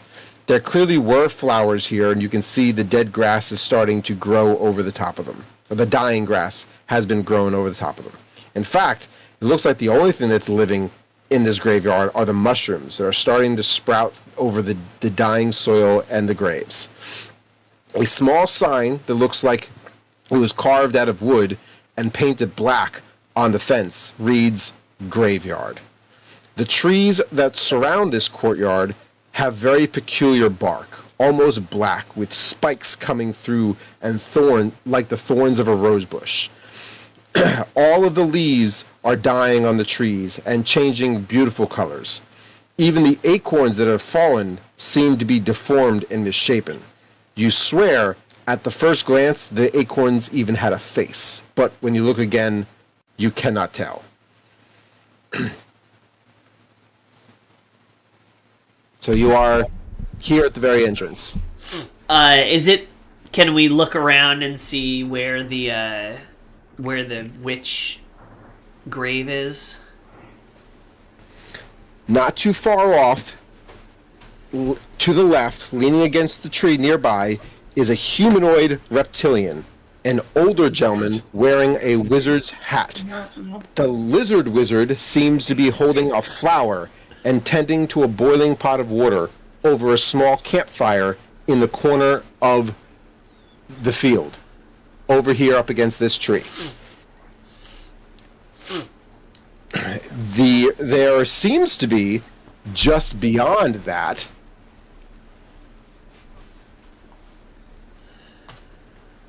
a single grave out in the corner all by itself.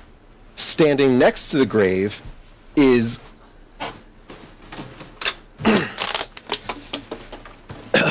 a giant chicken leaning against the tree next to the gravesite. It's the chicken's back. Yes. Oh my god. Oh no, I lost my place. Hold on.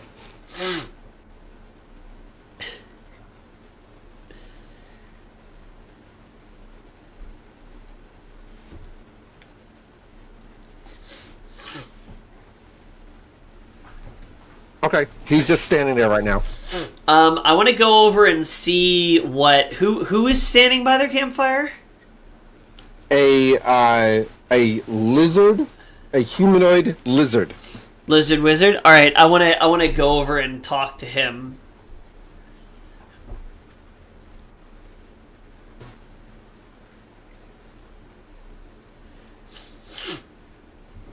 Oh.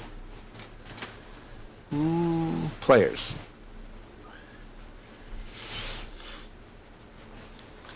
Are we all going over there? You can. Well, I'm letting Diox be the first person who approaches, but I assume that the rest of the group will casually walk with him.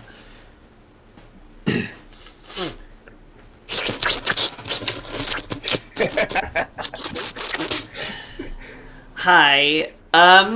Did you bury the witch? That's gross. Okay, do you speak anything? God. Great. I try and psychically send a message that says, hello, does this work? Do you understand this? Okay. I go like, I do like a little wave and then walk towards the, chicken. Does the rest of the group follow? I'm Yes. gonna talk to the lizard. Okay, go ahead. Hello, sir. Hi! How are you? I like turn around and make like a very like offended face.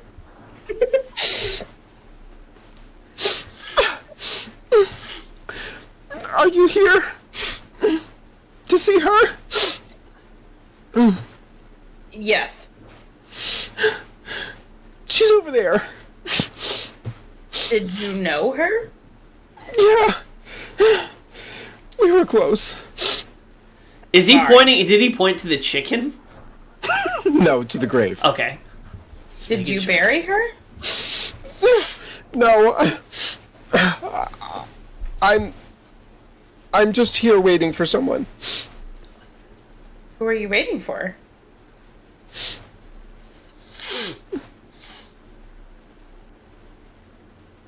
I suppose you guys.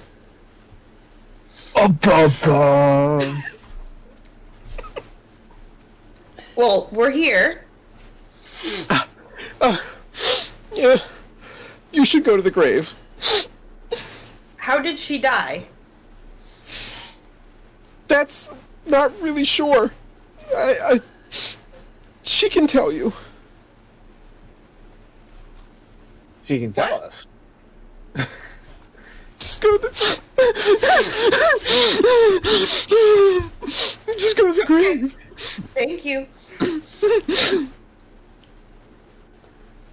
I just look at the chicken expecting to be similarly disrespected as I was with the lizard, and I just go, hello, chicken.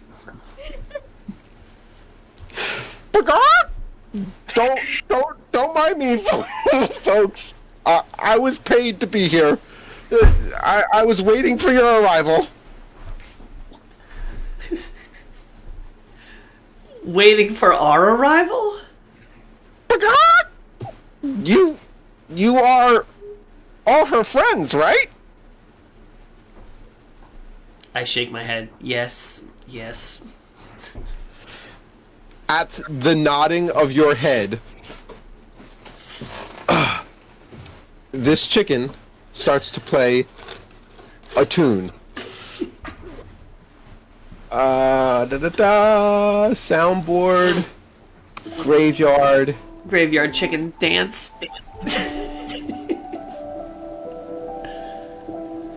You all can hear? The sad KFC song. Yeah. He starts to play a tune. A beautiful musical melody comes out of his strings. And with that, the wind starts to blow. As the heroes approach, the honest wind blows into a small tornado, twisting around the center of the grave. A ghastly bluish-green aura rises out of the soil. Good afternoon, madam. I'm sorry, once again, but as promised, I'm here, and so are they.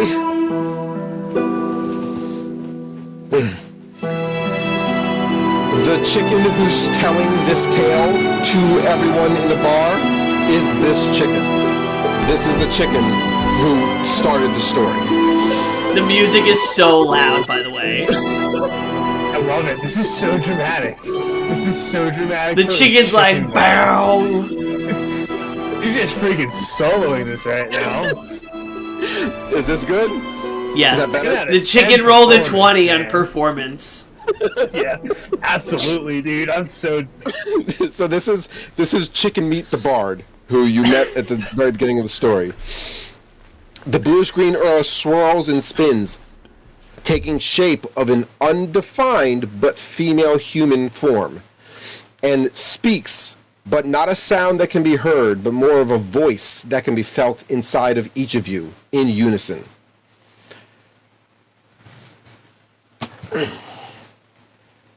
Friends! Oh, it hurts me so much to see you like this. My spell must have backfired somehow. I'm glad to see that you're all here. I'm sorry, this may make no sense right now, but I know each of you very well. Although when I know you is a different story.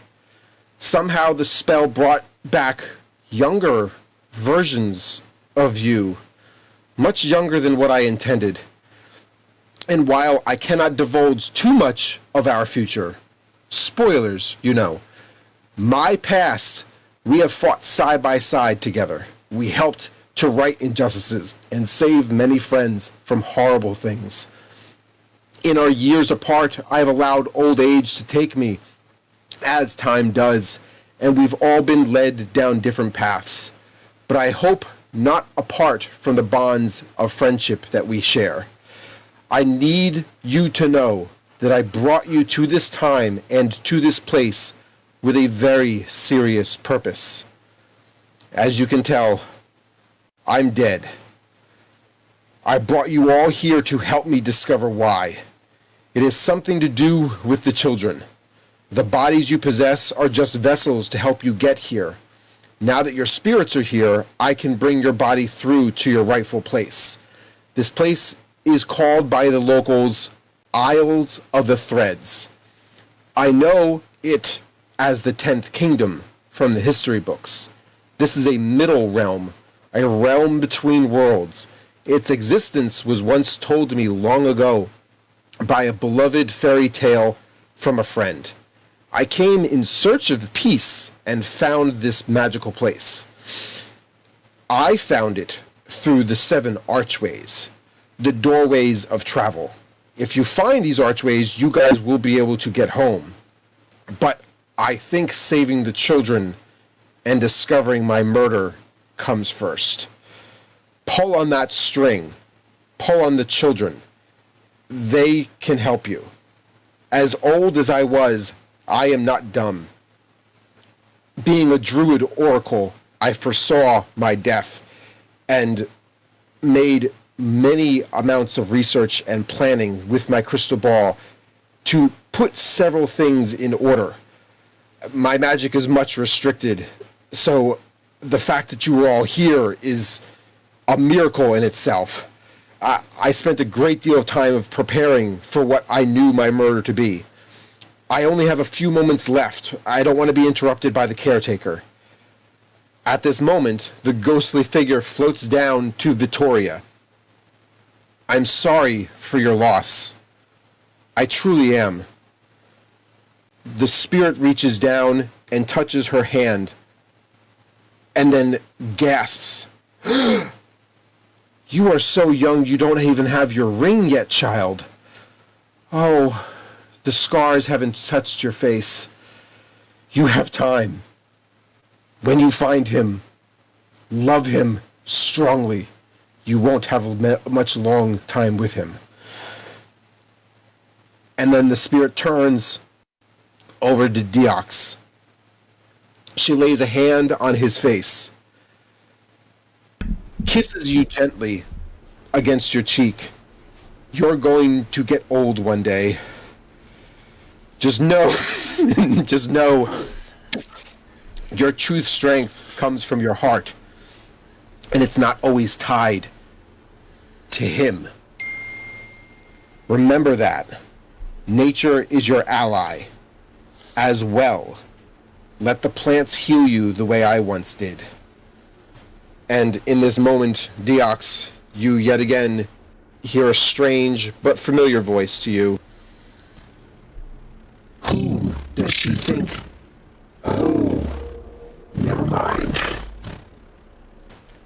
The ghostly figure turns to the rest of the group. They say the hardest word to say is goodbye. They're wrong, of course. It's Worcestershire. And then the ghostly figure slowly disappears, and you all feel warmth around your bodies like a hug.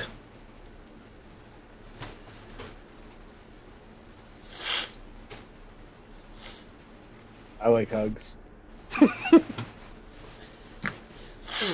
I look down at my body and like pat and I go, I thought she said we were going to get our bodies back. Like, what happened with that? At this moment, the lizard wizard walks over, and for the rest of you who cannot speak lizard, Victoria will have to translate. But he is saying, "Hello, strangers," as he places empty glasses in each of your hands. You don't know me, but I have read all about you in her journals. I can't wait to see your true form. And he slowly starts to pour a liquid in each one of your cups. This is an absolutely delicious beer. It's called Soul Anchor Ale. I told you if we go to the church, we would get booze. It's one of her own special brews. And each of you take a sip. Best booze in town, baby. As you drink your ale, you taste notes of orange and pineapple. And then fire. You burst into flames. Your flesh burns and melts away. The smell of burning skin fills the air, and some of you even want to vomit. But you realize, despite you being on fire, you do not feel any pain. You are transforming, revealing your true selves as your false skin fades away. Your real body is now seen to the group. Each of you are now standing there fully clothed and geared as the character you know yourself to be. You look around at each other, seeing yourselves for the first time. That's how all IPAs taste these days. I don't think I picked out gear for my guy when I was making the character. I think I look at Victoria. I look at Victoria and go, "You look very different." Well, stretching, oh, that's so much better than being covered in fur. You're like one of those dolls. First you're inside the crocodile, then you're inside the black man. Are you going to do it again? This is very impressive. I hope not. I hope not. Now I'm actually short. I am. That makes me so happy that you are still short. You should all see each other now. Your bodies should be here with your soul. Your tools, your weapons, and your gear are all with you. Although, you may find that many of your spells and abilities are overpowered, or maybe even unlimited. It's a side effect of this brew that she has made. She wanted to ensure that you guys were here. It is dark magic she used to bring you here, so be careful. Use it carefully. I immediately use Eldritch Blast on one of the tombstones in the distance, just to make sure that I can use it. Roll a d20, please. Like, super abruptly. 14. Okay. Yeah, if you got a 1, this was going to be funny. You roll a 14, so you reach out your hand and cast Eldritch Blast. A burst of magical ability releases from your hand, striking the tombstone, shattering and blowing in pieces. Bits of rock and dust scatter all over the place. Yep, that shit works. Alright, we're good to go.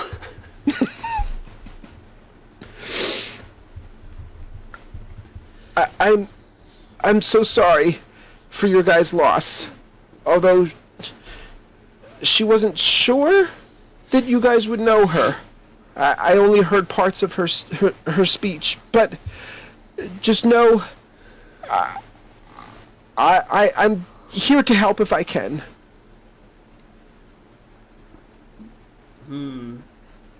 Thank you.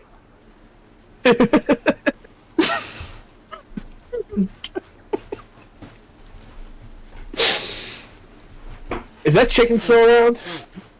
No, the chicken left after he said goodbye, said hello to her. Alright, I was gonna pluck some of its feathers. That's all. Now we can start picking fights with things.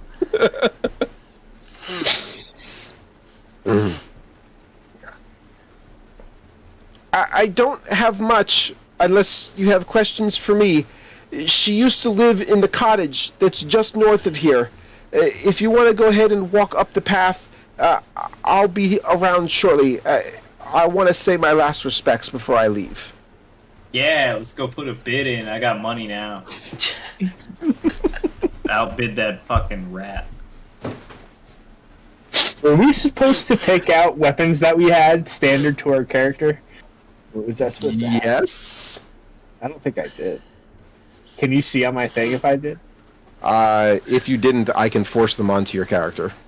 Oh, that'd be perfect. I ask the lizard, since we were her friends, I think she would want us to take care of her things, but I heard a terrible rumor that can't possibly be true, that our dearly beloved's friends' whole entire house and life were being auctioned to the nearest filthy bidder. Is that true? That cannot be true, right?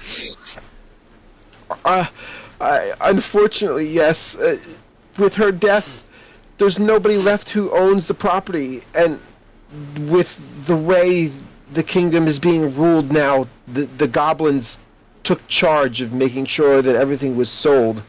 Of course, they may have tried to ransack the house first. They didn't really like her. What was it? 1,000 gold, right? At the moment, the highest bid.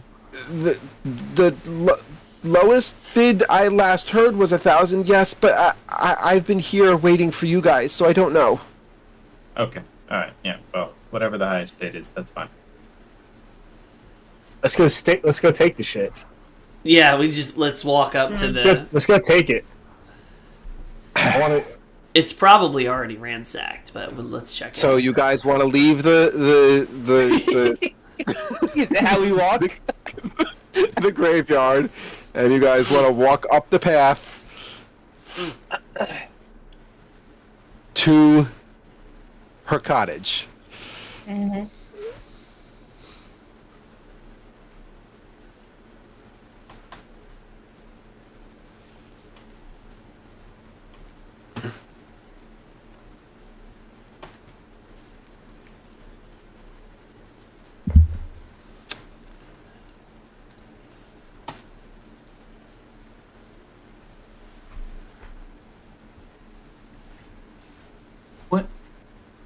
What is that?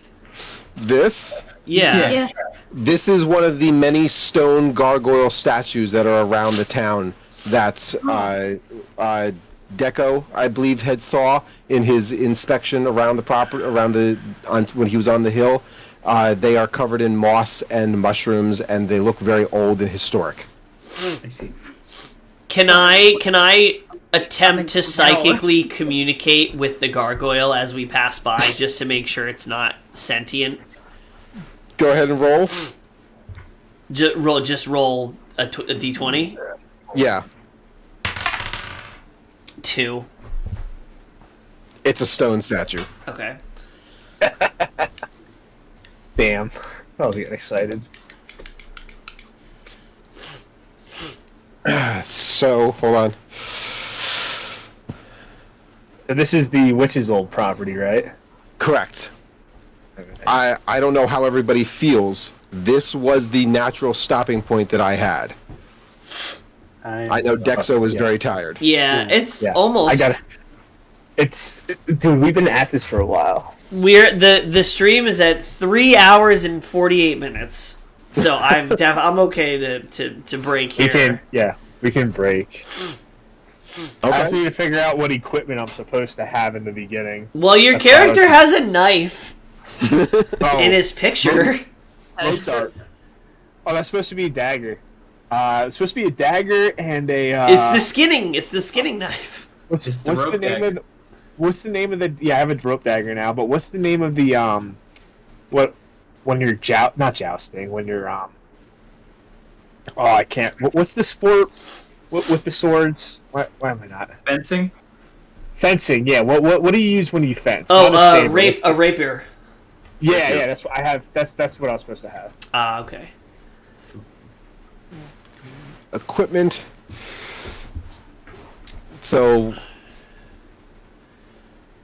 Dagger and rope. Oh, yeah, I put that on there for the there rope dagger. is that I built. There's probably some sort of a What's it called? one-handed. India, do you remember what it's called? There is a rope dagger. Is there? I'd be thought- impressed if rope dagger was an actual weapon that was like. There is something. I can't remember what it is. But you have weapon, rapier, right there. Rapier. Yep. So I should have one of those. Okay. Dagger. Technically, I have 2 daggers now.